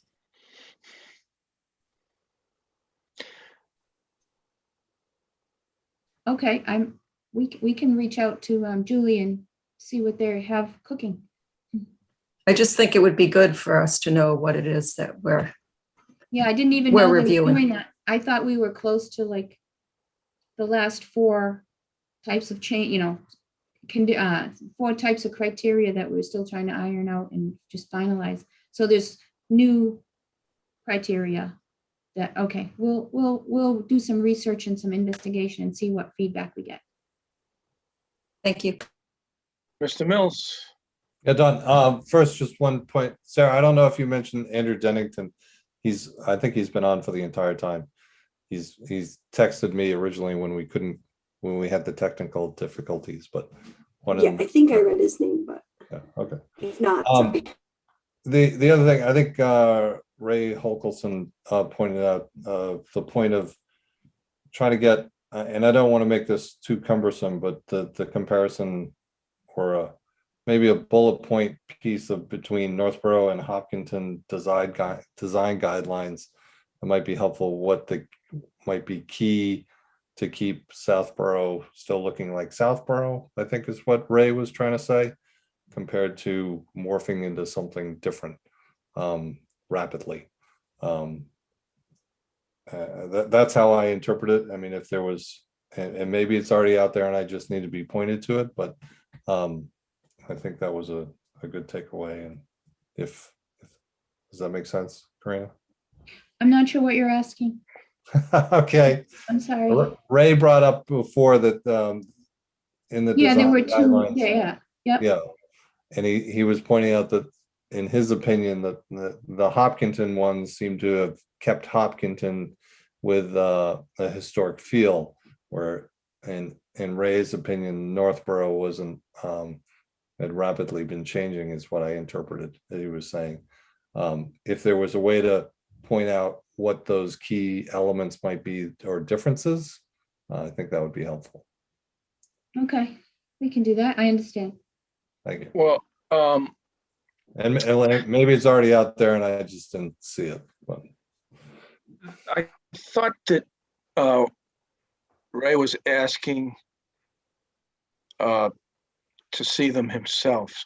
I mean, that's a bit of a project for Karina or Sarah to do that. Because if you've looked at the ones from Northborough, there's a lot there. So what I would suggest, Andrew, unless you disagree, but I just, at this point, if we just put what we had from Hopkinton on our website and what we had from Northborough, and let people see the whole enchilada, both sides, Okay. and not task our staff with that at this point. That's fair. So we can do that. We will find the Northborough and the Hopkinton, their downtown district equivalents, and post them on the planning board website. We'll also email them to the planning board members, so you have them right firsthand for reference. You already did. You already sent those to the planning board members over the last 7-8 months or over the last Okay. year. You're right. So feel free to send them to us again, but you have them and you've already been capable of sending them to us. Just put them on the website, let people take a look at them. We can do that, have it in one spot. Yeah, I'm sorry.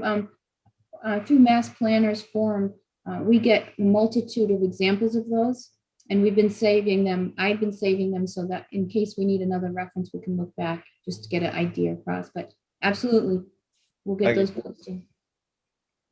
Okay, Andrew, is that all right? That'll work. Go ahead, Marnie.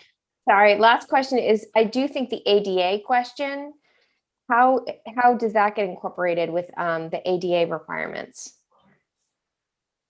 And maybe that goes back to Lisa and EDC to discuss, because I think Andrew's brought up the parking situation every time on this downtown district, but I just want to make sure we incorporate the ADA concerns. Well, just a little feedback on that from my experience. When you have parking design, typically there's accessible ADA compliant features shown on design plans. I think that as far as addressing it in like the downtown district bylaw, perhaps, or in the design guidelines, there'd just be a section that calls out that designs must be ADA compliant and must show them. I'm not sure that's necessarily pointed out anywhere other than maybe the parking and loading section of the town code. So maybe a reiteration or reference back to where it is referenced already in the code, just to re-emphasize it. And then an understanding that when the planning board reviews site plans, to kind of make that a point to always call out. Thank you. Anyone else with tasks that we need our planning staff to work on between now and August 16th? Want to make sure that the public, if we're saying we're going to do something, that we know we're going to do it and who's going to do it and when it'll be done. Or the opposite, which is we'll see you at the next public hearing. We'll all continue to do our own version of homework and review and playing off ideas. But if there's nothing else, then there's two homeworks for the staff. One is to reach out to Julie, and the other is to post Hopkinton and Northborough on the town website. Was there anything else?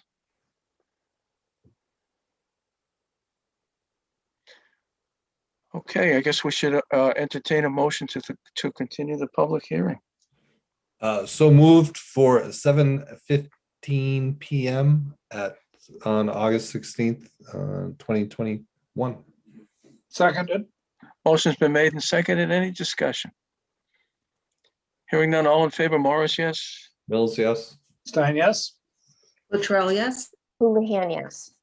Very good. We'll see you all on the 16th. Next item on the agenda is an approval not required. 60 Oak Hill Road. We'll ask the town planner to update us on that. Okay. Let's put this piece away.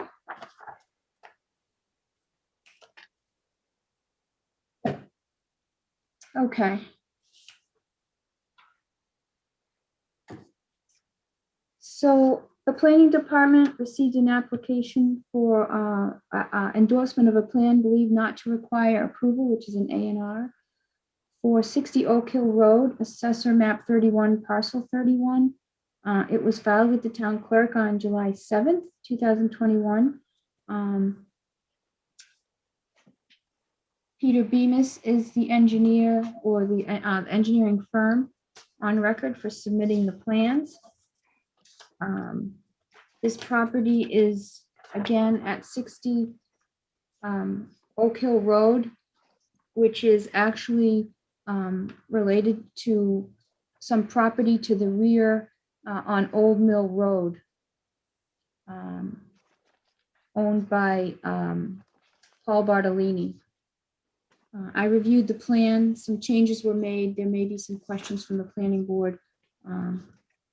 Back in 2009, there was an A&R endorsed by the planning board. And Sarah, maybe you can get the plan up on the screen. Yes, I think I can. Okay. Can everybody see it? Here we go. So this is the current A&R for review by the planning board members. So in 2009, it's my understanding that parcel A that you see there was created, and it was the entirety of parcel A, B, and C.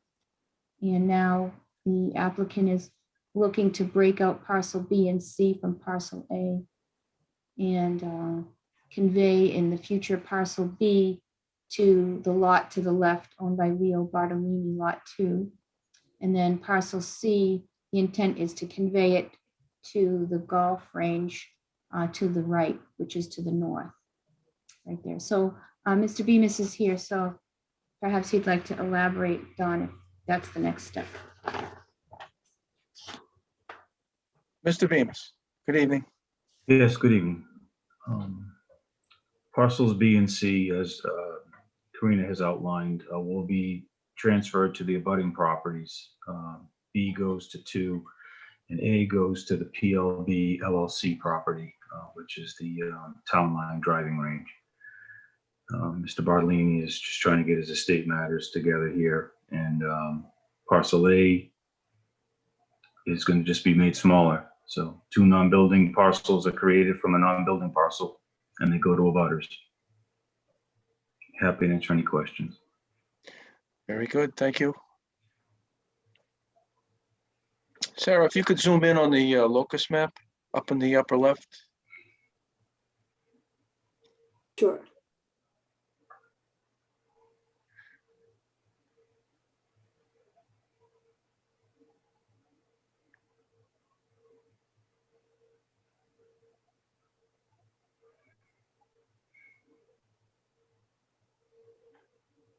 Thank you, I'm all set. Open it up, Mr. Mills, questions, comments? I have no questions. Mr. Stein. Can I go last, please? Mrs. Luttrell.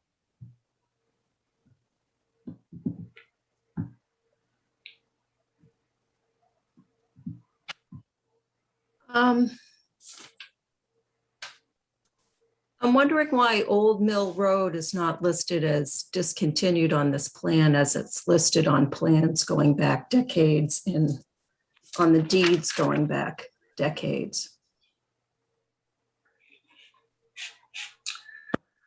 There's a note referencing the status of Old Mill Road provided, and that's how the surveyor sees the statement.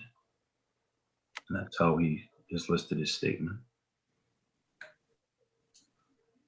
But the statement just says that it's an old way. It doesn't say that it's been discontinued by the town. because I think it's speculation that it's properly discontinued. So we're not making a statement. We're beyond what we're capable of making. Even though people have already made those statements previously, that doesn't mean they're accurate. Well, so 60 Oak Hill received a variance to build that house based on the fact that there was a lack of frontage because Old Mill Road had been discontinued by the town. So why is it not discontinued now?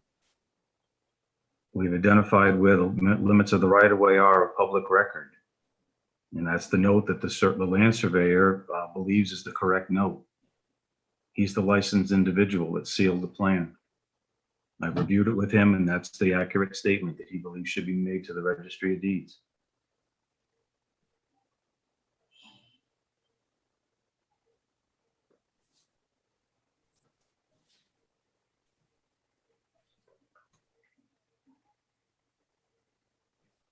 So that's saying that all the plans going back decades are wrong. There was no need for a variance. The deeds are all wrong. There's nothing wrong with any of the deeds. They're meets and bounds. This plan is reflecting those record meets and bounds. I reviewed it with Rick, and this is Rick's pretty much adamant position that he's listing that statement accurately and appropriately. I just want to interject one thing here while Mimi's talking about this. Peter, on the 2009 plan, I think your company prepared the 2009 plan. The different Right. land surveyor, yes. Yeah, so on that plan, it did say discontinued, like Mimi says. Yeah. At that point, was there any conversation about having that being discontinued, says it discontinued there, but not having it now? Just two different land surveyors, and one having a different understanding of the state statutes and what are required and what he's certifying to. There's a statement that he certifies on the plan, and Rick has very strong feelings about the statements that need to be made and how they should be made and how accurately they should be stated. And we reviewed this item, and parcel B has its meet and bounds established on the plan. And lots 2 and lots 1 are not being affected by this at all. We're just giving parcel B to lot 2, and we're giving parcel C to the PLB property that is apportioned off of land on Turnpike Road. Parcel A is just being made smaller, which doesn't have any bearing on the status of Old Mill Road. So again, the surveyor, I believe, has this prerogative. He's a licensed individual by the state of Massachusetts. And this is the position that he has stated, and it's not incorrect on an approval not required plan to make the statements that he's making. But just an aside question, if in the future parcel B joins with lot 2 and that frontage is extended, is there an impact if later on another plan, the road then becomes discontinued as a reference? You see what I'm saying? Do you see some kind of impact in the future that if B joins with lot 2 and the plan shows up back and it says discontinued, what does that mean? I don't think they're saying anything different. It's still going to the center line of the road. That's how the record plans have reflected this. I mean, I think for all intent and purpose, the road is discontinued. But again, I'm just stating why the statement is different than what was on a previous plan. Because it's the land surveyor's understanding of state statute, and he's the licensed individual that seals the document. And I have to trust that person's judgment. It's their registration and their seal that's on the plan. Thanks. Thank you.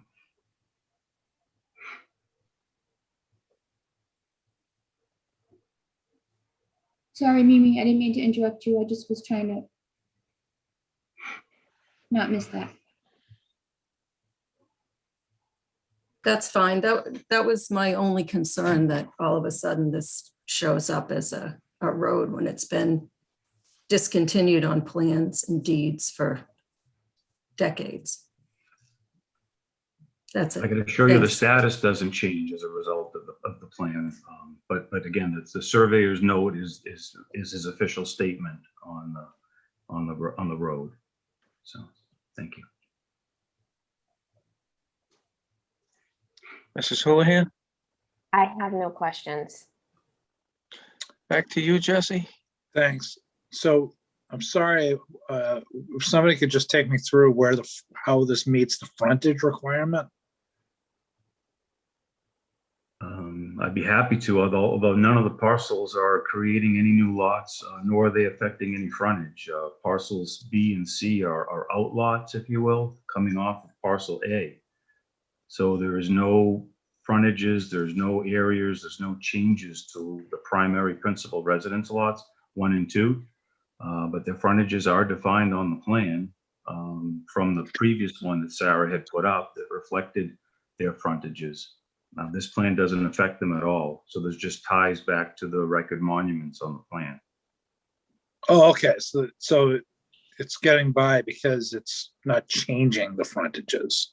Not getting by, and we're not changing it. Right. Lots 1 and 2 are not the subject of this plan at all. They're really shown to tie back to record monuments and to identify where the parcels will go when they're done.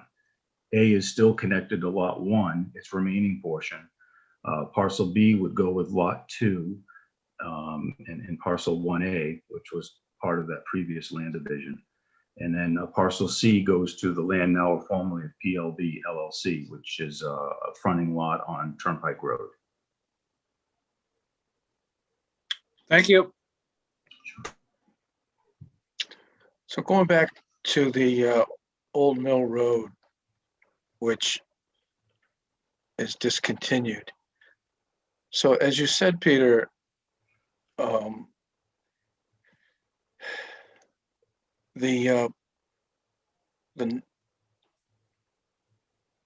boundary of parcel B on the north is actually the center line of what used to be the road. Agreed. And the lot next to it, which is Bartolini, that northern property line is the center of the road, what used to be the road. Agreed. And then if you go further north, I can't really read that. What's the parcel to the north? I think it's Pfaff. Yeah, that's how you say his name. Andrew Pfaff. Andrew and Ian Pfaff. So if you look to the south, we see a property line and two owners and you can see where the property line of those two owners intersects with parcel A. It's at that angle. Is all of the property north of what used to be the road owned by, is it all one parcel, or should there be a property line intersecting with either lots 1A or parcel B? The Pfaff owns all of the land to the north, if that's what you're asking, of either the town of Southborough right-of-way property there, or the parcel 1, I assume, 1, 2, and parcel B. So if that's the question you're asking, they are the abutter to all of that land. So if the road was ever determined to be used, it would have to be on private property. Yeah, I think at this point that the discussion of Old Mill Road is just that it's an ancient way. And again, Rick is defining it as a land surveyor, I think should, after he explained it to me, as he does in item 6, which is what the note refers back to. And he refers back to the plans that it's been listed on in the past. So I don't think its status is being defined any differently. Yeah, and I think the fact that that the property line for Pfaff and Bartolini's and parcel B is a center line, that property line is shared. There's no way a road could go in there. I don't disagree with you, and nor do I think anybody has any ulterior motive to try to have it be there. I'm just, again, the only reason why it just doesn't say discontinued on there is because, again, the land surveyor, again, in his professional opinion, the statement is the one that's made on the plan, and that's the accurate way of describing this. Any other questions or comments? Any questions from the public? Don, you're going to point out something on the locus? No, you and I had a discussion earlier in the day about Yeah. another plan, and I was confusing Okay. it with this plan. So I'm good to go. And if there's no questions or comments, then we can entertain a motion to endorse the A&R. Thank you. We have 6 attendees and no hands raised at the moment. Mr. Chairman, I make a motion, we endorse the A&R for 60 Oak Hill Road as requested by the applicant. Seconded. Motion's been made and seconded. Any discussion? Hearing none, all in favor, Morris, yes? Mills, yes. Stein, yes. Latrell, yes? Houlihan, yes. Thank you. We'll get together. Karina, are we still allowed to go into the townhouse to sign this? Yes, we'll get the coordinated to get the Mylar signed and the endorsement form, Peter, and as soon as it's signed, I'll call you so you can pick it up. Okay, next item on the agenda is a discussion item, 15 Common Street. Pilgrim Congregational Church, it's a sign. Did you want to speak first, Marnie, or did you want the town planner to go over the submittal? Yeah, I'm a member of the congregation, so I was going to recuse myself from the conversation. Okay, Karina, thank you. Okay, Karina, let's get the info on this one. Mr. Chairman, sorry to interrupt. I am also a member of that church, so I have to recuse as well. Sorry about that. I should have known that, Mr. Stein. You've said that in the past. I apologize for not bringing it up sooner. Thank Thank you. you. All right. and Anyone Sarah- else? Go ahead, Karina. Sarah, Bill Harrington, as an Yep. attendee, is the one who'll be speaking to this. So to give you a quick update, the Pilgrim Congregational Church at 15 Common Street submitted an application to the Zoning Board of Appeals for a replacement sign at the front of the driveway on the Main Street side, where they had once had a sign, which was removed during the Main Street construction project. So they came up with a sign to replace the old one. And when they approached the building department, they were denied the permit because of it's a lit sign in a residential neighborhood, and it may have something to do with the size of the sign as well. So when you request a variance from the Zoning Board of Appeals for a sign, the planning board reports back to the zoning board on any recommendations or conditions, their approval or whatever. So we prepared the standard memo to the zoning board that has the 5 votes, the 5 criteria. And Mr. Harrington is here to speak for the sign. And the Zoning Board of Appeals public hearing for the variance for the sign is scheduled for Wednesday, July 21st, in 2 days. So depending on the planning board's feedback on this and decision, we can prepare a memo to the ZBA in time for their public hearing for the sign. All set? Yes. Mr. Harrington, Yes, sir. welcome. Thank you. I'm not sure what you want to hear from me. When the new road construction came in, we had an old dilapidated sign which we took down, and we want to replace it with a more appropriate, more the refined sign in the front of the church. So we're trying to get the variance to do same. The sign, I think in your packet, you probably see a picture of the sign in front of the church. Sarah's gonna put that up on the screen. Yes, Yes. The sign is approximately 4 feet by 6 feet.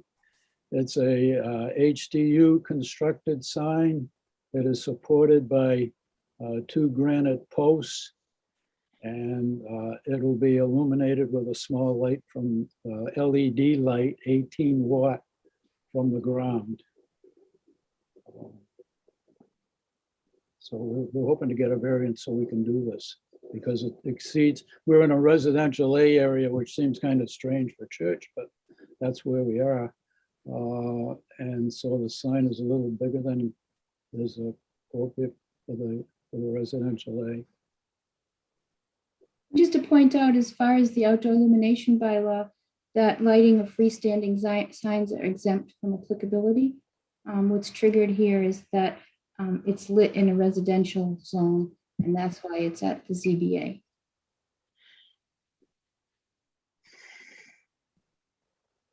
And I can point out that the light, the spotlight is approximately 5 by 7 inches. And I believe the material spec sheet has identified that the color temperature is 3000 degrees Kelvin, which does fall in line with the approach that the planning board has for blue light reduction.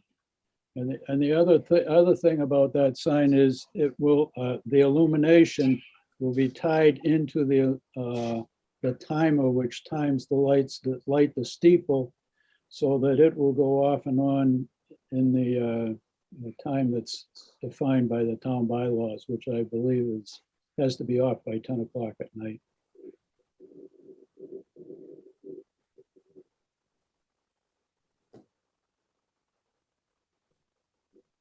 So that's a rendering, right, Bill? That's the rendering, yes, that would be the sign.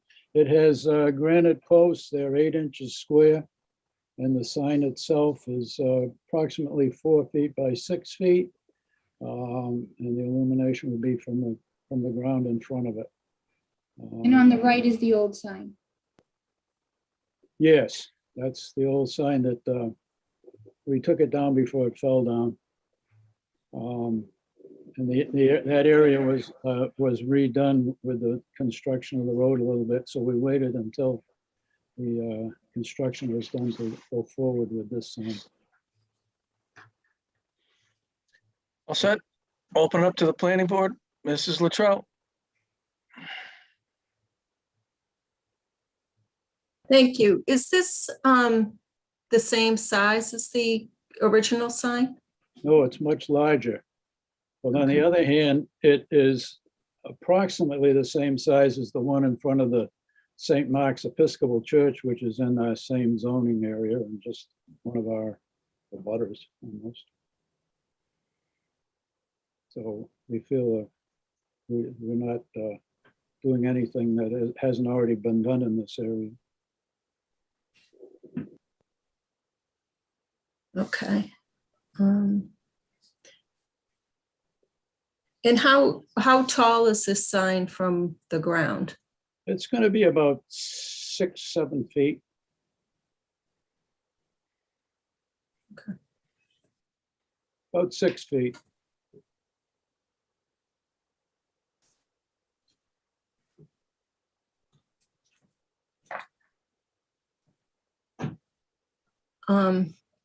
And the light that is shining on it will be shielded, so it will just shine on the sign and not cast light up towards the sky? Yes, Okay. it'll be set up so it just like illuminates the sign itself. Okay, thank you. That's all I have. Who's left? Mr. Mills. Yeah, Don, can you correct me? Is this similar to like when we do regular signs? There are like 4 questions we have to answer if they're in line. Yes. Yes, Karina has that ready for us. I have no questions. Bill, thanks for coming before us. Sorry you have to go through all these hoops to replace the sign because the town needed some space or area to redo the road in front of you, but appreciate it. Thank you. Thank you. I have no questions either. So, Karina, let's item number 1. Okay, the first item is the sign scale is in reasonable relation to development scale, viewer distance and travel speed, and sign sizes on nearby structures. And either say yes, no, or not applicable to the 3 Morris, corners. yes. Mills, yes. Latrell, yes. Number 2. Sign size, shape, and placement serve to define or enhance architectural elements of the building such as columns, sill lines, cornices, and roof edges, and do not unreasonably interrupt, obscure, or hide them. Morris, yes. Number Mills, 2. yes, I'll say yes. I mean, Latrell, ideally, yes. I'd like to see it a little lower because I think it does obstruct the windows, but I'm not gonna, I'm not gonna make a big deal. of it. I think if you saw it in real life, it wouldn't be a problem, Andrew. No, I'll say yes. Rendering may not be to scale. Number 3. Number 3, the sign design is in harmony with other signage on the same or adjacent structures and provides reasonable continuity in mounting location and height proportions and materials. Morris, yes. Mills, yes. Latrell, yes. Number 4. Sign materials, colors, lettering, style, illumination, and form are reasonably compatible with building design, neighborhood, context, and use. Morris, yes. Mills, yes. Latrell, yes. Number 5, the sign size, location, design, and illumination are not judged to present a safety hazard to vehicular or pedestrian traffic. Morris, yes. Mills, yes. Latrell, yes.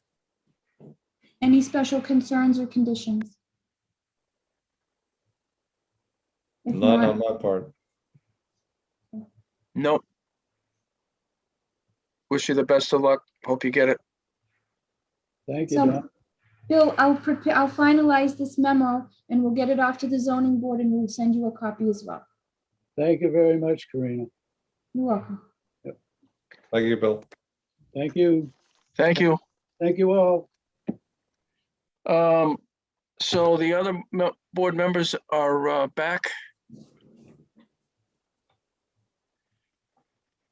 Yes, I see Jesse and I see Marnie here. So the next item on the event agenda is a vote on master plan committee appointments. So we have those names. Yes, it's Joyce Magnowskis and Karen Svitkovich. Could I ask Mr. Mills to take the chair? My computer says the battery's gonna conk out and I have to go get a wire. So until I return, I would turn the chair over to Andrew Mills. Great, thank you. So any questions on the 2 additional appointees to the master plan committee? Any discussion? So I'd be looking for a motion for the 2 appointees that Karina I like that name. Karina just mentioned. Joyce Magnowskis and Karen Svitkovich, continuing to be members. So moved. Is there a second? Second. Great. Any discussion? Who seconded? Jesse, oh, sorry. Oh, got it. Okay. I made the motion. I'm getting confused. Okay. All those in favor? Mills, yes. Stein, yes. Latrell, yes. Houlihan, yes. Great. Thank And you. here's Don, is he going to abstain? Morris, I wasn't there, so I'll abstain. Okay. Oh, yes. All right. Next item on the agenda is review of outdoor illumination rules and regulations. Karina. And I think I can release the chairman's chair back to the chair. Thank you, Mr. Former Chairman. So I'll briefly say, so that Marnie and Sarah can elaborate, that the working group had received comments from the consultant Bob Parks on the rules and regulations for the outdoor illumination bylaw that was adopted on May 22nd. It's currently at the Attorney General's for review, but the town clerk provided me an unofficial copy of the complete document reflecting any amendments that happened at town meeting. So associated with that document, as you know, are the rules and regs. And since the working groups have been working on it, they have some minor revisions to certain sections, specifically enforcement. So either Marnie or Sarah can take it from there. Sure. So I know Sarah's not feeling so well. So Sarah, I'll talk, and if you want to chime in, feel free. Sarah had taken kind of former discussions that we've had and adapted them into the enforcement section. And so I think what we were prepared to kind of share was that enforcement section. And Sarah did a great job by kind of delineating non-residential and residential, and that the non-residential, they have an obligation if they've done a site plan, and they really need to kind of abide by what they've been approved for. And then on the residential, we kind of constructed it where it's really up to the residents. It would be great if they could resolve their disputes, but if that wasn't viable, then it would be up to the complainant to provide evidence. And so that's really what this is here. I don't know if you guys can read it very well, but I don't know if you want to take a minute. This is kind of our recommendations. I would say that we as a committee haven't been, or not a committee, group have not been able to get together. I made some changes. Destin and I have been texting today. He's going to go back and review this as well.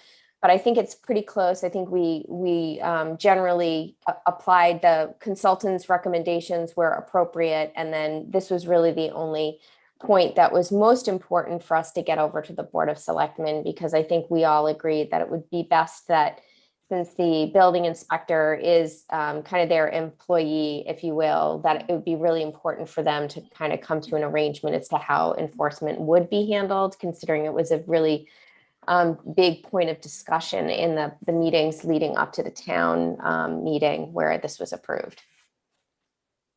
So Marnie, you're saying that the working group wants to bring the enforcement section to the Board of Selectmen's attention for final feedback before the planning board moves forward on accepting the document. Correct. As a whole. Okay. Yeah, so this is, oh, sorry. In that second paragraph, non-residential, Yes. second to the last line says reserves the right inspect. Should say reserves the right to inspect. Yeah. Otherwise, I'm good with this. Thank you.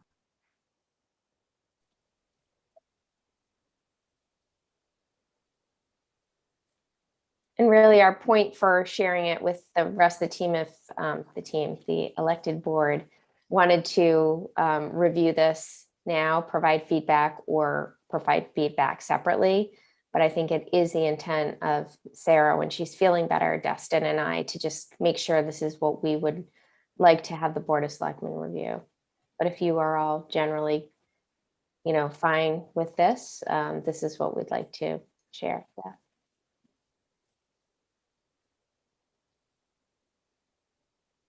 Yeah. I have a just a little thing on the third line from the end. Planning board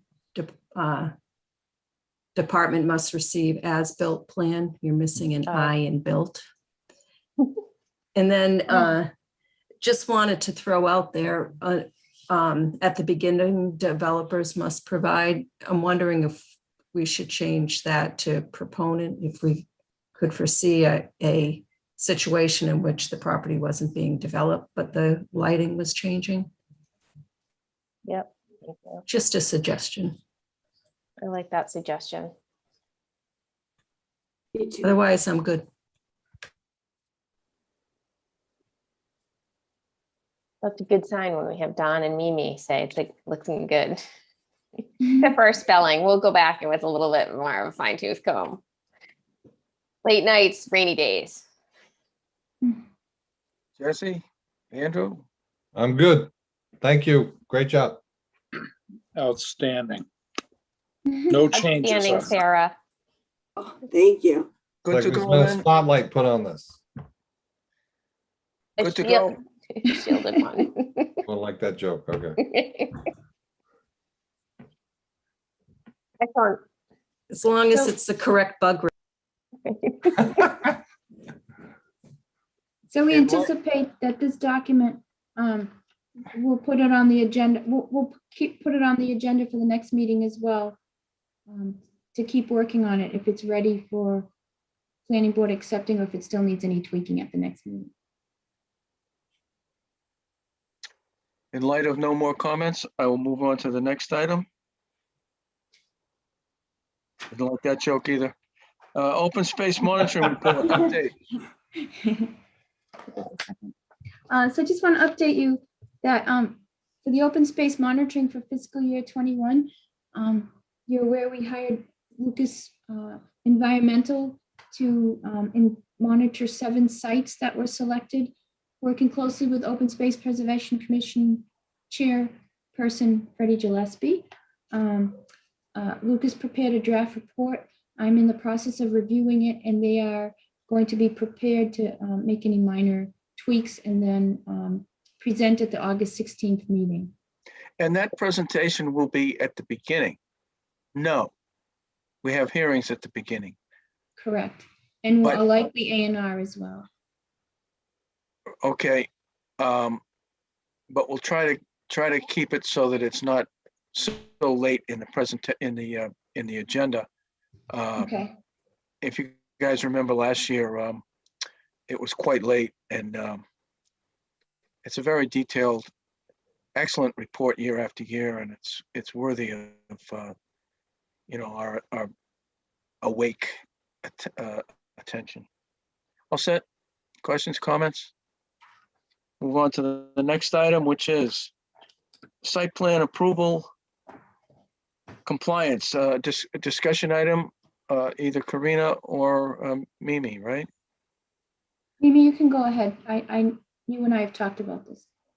I asked that this be on the planning board as a discussion item to see if we could find a way to monitor site plans during construction so that they're in compliance with what was approved. This board puts a lot of time into getting site plans right. The proponents put a lot of time into tweaking things and getting them right. And it's a shame when sometimes they're not built as approved.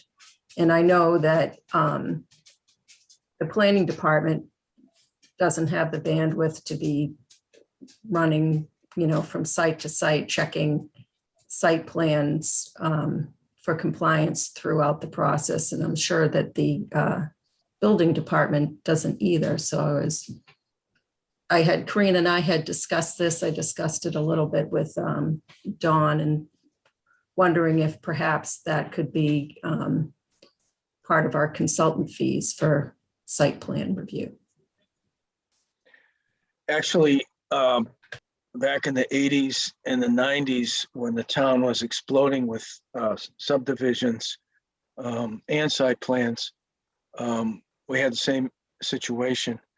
And we did hire our consultant to do periodic, not all the projects, but certain ones that we felt were challenging or that needed a closer look at.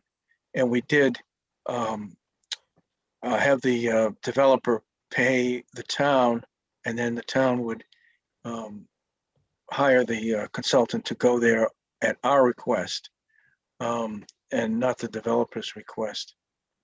And that worked out really well. In fact, we did it at 157 Porterville for the Eversource parking deck. Just a couple of years ago, we had 2 or 3 inspections, including the as-built. So what we could do is either increase the fee, which not sure if that would be appropriate across the board, because some of these don't really need a whole lot of inspection, but others might need a great deal of inspection.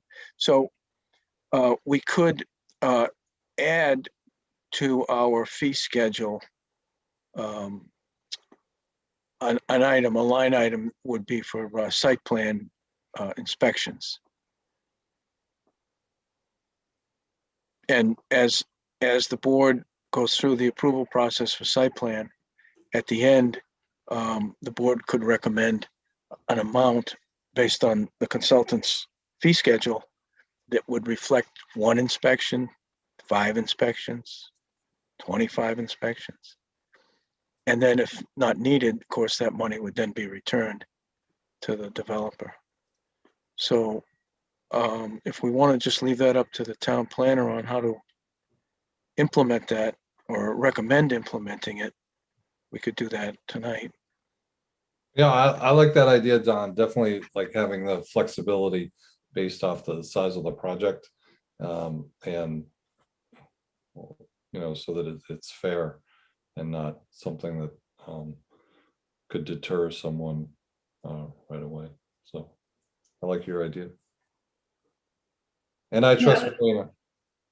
Oh, thank you. I was just looking at the planning board's fee schedule to see what it mentions there, and it talks about remaining leftover fees being used for construction inspection of the roadway for subdivision. So that's not super applicable. So we could add something to that fee schedule and then give it to the planning board to accept and replace the old fee schedule. Also, I want to point out that usually in the conditions for major site plan, the first or second condition always indicates that there's an avenue to have inspections done during construction funded by the proponent in a similar fashion we do now with reviews. Maybe you could also talk to Brian or, I don't know, Mark Purple about other fee schedules, maybe DPW. There might be something very similar that the other departments might be using for some type of inspection that we could tailor toward our needs. And you mean in reference to a specific amount, or typically we send the information to the reviewing consultant and they provide us an estimate for what inspections we require based on the size of the project, and that estimated cost is then sent to them. Right. We would get that fee schedule from the consultant based on the complexity of the project and the type of inspectors that we would need. If it's a tricky, let's say a pile driving job or very steep grades or some type of technology that we're not familiar with, then the fee might be higher. Or if it's just a lot of relatively routine things, fee schedule might be lower, depending on the type of inspector that they would assign to that level of work. So we're going to trust Karina to put something together and submit it to us for a future meeting. Yes, thank you. You happy about that, Karina? Yeah, that's no problem. That's Okay. an easy one. That's an easy one. I know, because you're going to give it to Sarah. Oh, no. Next item on the agenda is other business properly before the board, planners report, project updates, meeting approach. So we just need to discuss, first off, what kind of approach the planning board wants for the next meeting. We want to continue with Zoom meetings still for now.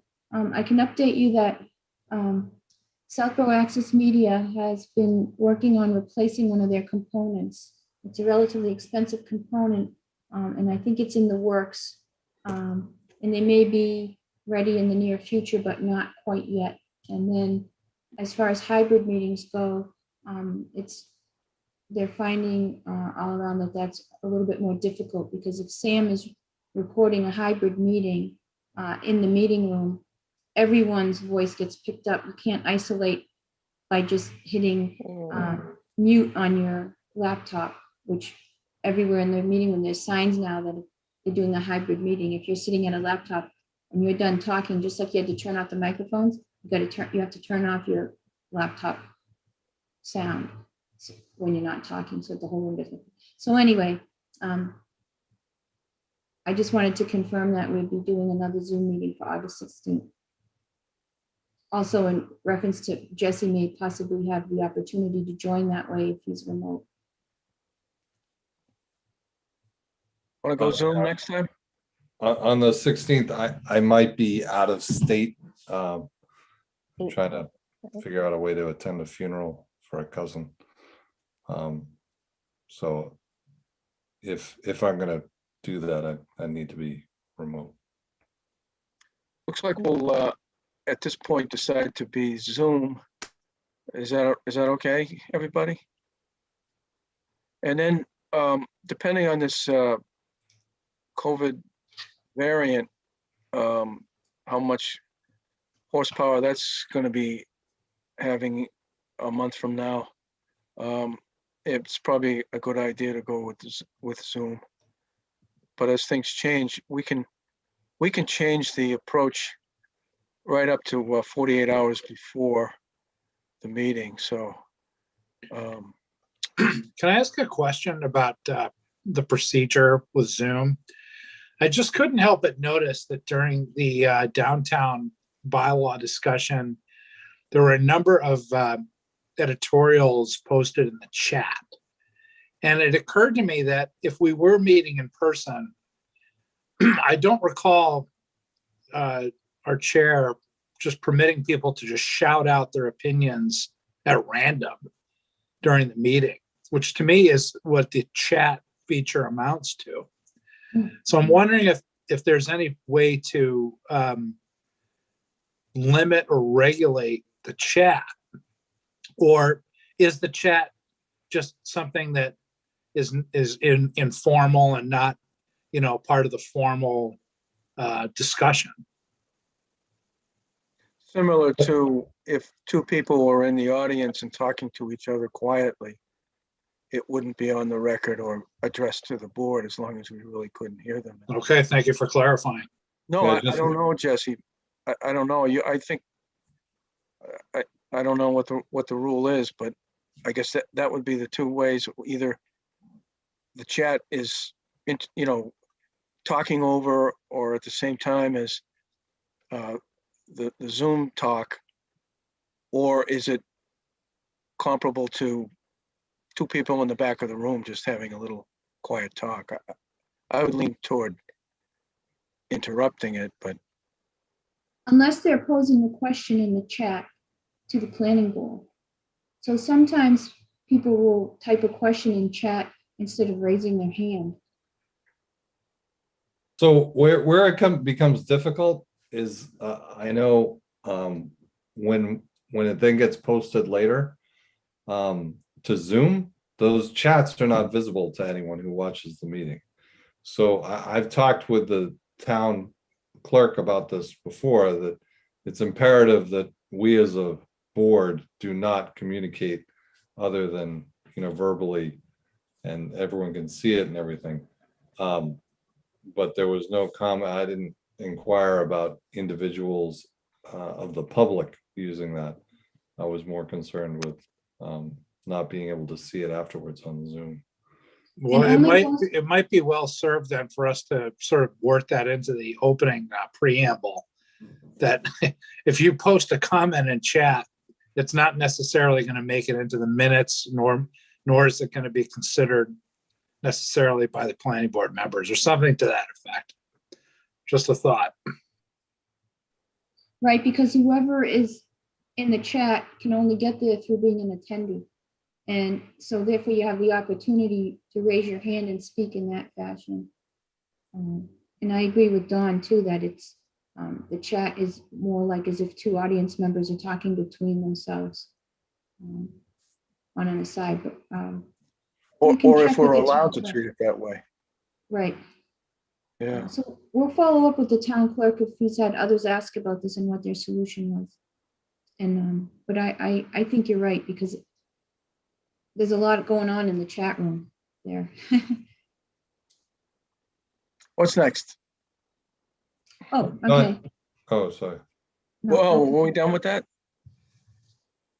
At the end, can we, hopefully it won't take too long, but just how we want to, like the order we want to go through for the downtown piece next, if that can be a Planners report item. yeah, just so there's a little more structure before the kickoff of the meeting. We might be able to handle that as an administrative matter. Sure. We wouldn't be discussing the merits of the proposal. We would be discussing how we would want to conduct the hearing. Yeah, that's all. Just so we're all on the same page. Okay. Karina, maybe you should. I'm very confident that we can handle that administratively, but just check with Jim to make sure that, as long as we don't discuss the merits of the proposal in any way, but just talk about how we want to conduct the meeting, if we're allowed to do that. Okay. And the reason is, as Andrew said, we want to have this thing flow orderly and efficiently. And I think ideally, if we're able to proactively let members of the community know we're going to talk about certain subjects, they can attend and not feel like they have to attend everything or they're going to miss something. That would be my intent. So it purely is administrative. I just want to try to be as efficient as possible with everyone's time, and we can move forward and say, okay, we addressed that before, or we're going to talk about it, you know, in a coming meeting or next time or something. Okay, especially because the agenda item lists all three documents. It says the bylaw, the map, the zoning map, and the design guidelines, so that you can talk about any one of them. Yeah. Which would come up, could potentially come up. So maybe we'll keep the agenda that way, but at least at the beginning of the meeting, you can say, so they can sign off if they're not interested. Yeah. Okay. As you're all aware, the town hired new town council starting July 1st, which is Tallerman,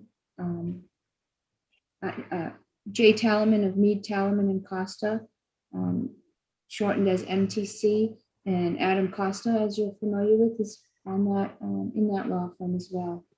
And we already discussed the special town meeting date is now set for November 1st. At this point, just so you're up to date. There's a new noise bylaw ad hoc committee that's been created. So if anyone's interested in that, they'll be posting information on wherever they post their committee. It's in the boards and committees on the website. Melissa Danzer and I and Mimi attended a site visit to 154, 156 Northborough Road, the contractor base. Just keeping you up to date on that. They're looking for a certificate of occupancy, but they know that they have some items they need to mitigate before they're going to get that. So there was some concern with some lights and some landscaping, and we're working on that. And it's now officially known as 156 Northborough Road per the assessor's office. That's the address they wanted. So we're working on that, and that kind of ties into the site plan approval compliance topic that we talked about.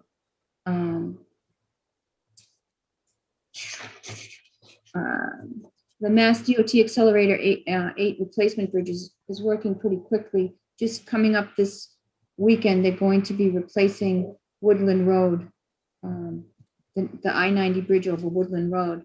So folks can log on to Mass DOT to see that information where they close lanes on the turnpike. Sometimes it does impact below, but you can look up that information. But they're going to be working on the Woodland Road Bridge. And just to remind you, on Wednesday, July 21st, there was this draft zoning amendments workshop. If anyone was interested, I didn't get any feedback. Every once in a while, that'll come up again. So if you can't make this one, it's $20. But if you can't make this one, they come by my desk every once in a while. We'll forward that information to you if you're interested in attending any of those. That's Karina, all. is that open to the public? Because I was thinking for that zone, the noise bylaw people, that would actually be helpful for them. Oh, yes. Yeah, they're happy. It's CPTC is the agency. So they're happy to get anybody because it's Zoom meetings. So they don't have a real restriction Okay. on. And so I can forward that to the noise committee if they're already bylaw committee, if they're already established. I think they are. So we can do that. I don't think they were appointed the last meeting. Okay. They're going to wait till the next one. So when those come up, they'll miss it because this is Wednesday. But when those come up, if another one like that comes up, I can send it to them. That's easy. Or Sarah can. I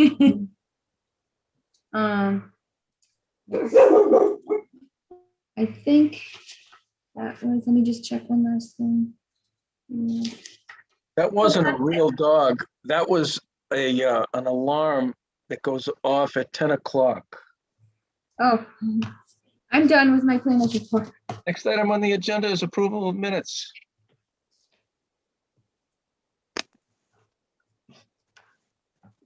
You're on mute. I think you're muted, Andrew. Oh, I was, because I was hearing a dog. I make a motion that we approve the minutes from June 21st, 2021 as written. Second for discussion. Motion's been made and seconded. Discussion, Mr. Stein. I am going to abstain. Any other questions or comments? I have one little comment. Line 105, he indicated that Maytown, I think it was supposed to be many town roads. You're missing an N. Other than that, perfection. Thank you, Mimi. As always. Motion's been made and seconded. One revision. All in favor? Morris, yes. Mills, yes. Latrell, yeah. Houlihan, yes. Well done, Kate. Thank you. Next item says next meeting, August 16th, 2021, subject to change. And we should feel free to think about a meeting in between if necessary, or one after that. But since we've continued public hearings to that date, we're pretty much locked into that. We see the decision due dates are coming up. We took care of the 60 Oak Hill Road, so that one's done.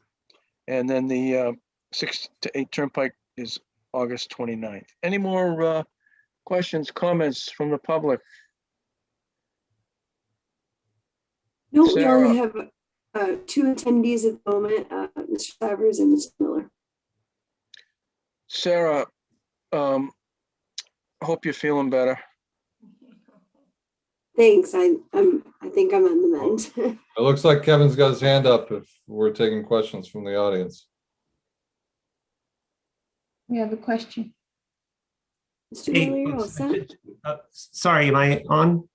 You Yes. are. Yeah, Yes, just sir. super quick before the big dog barks again. I would agree with Jesse Stein about disabling chat. And I was a party to that because somebody started to respond to something I was saying in the middle of saying it, and I saw the chat, and then I feel obliged to respond to the chat.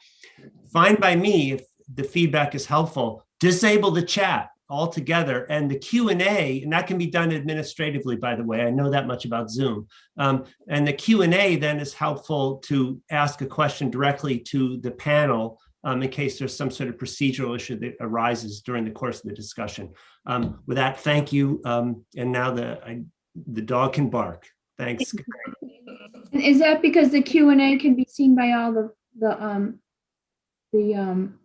panelists? Yes, it Correct. can. Right. Yeah. It's Q&A is seen by only the host and panelists. So that, if, for instance, if I wanted to pose a question to the panel about something, the way you were handling things, I could pose it, but it wouldn't trigger this back and forth among participants. And I just personally, it's just an opinion. I think that would be useful, especially on a night like this when there's a lot of heat going on. So I tend to agree with Mr. Miller. yeah. Have a good night, folks. Good Thank night. you. You too. Thanks. Thanks for hanging in there, Kevin. Great. Yes, Under 3 hours if you count the 15 minutes that we lost.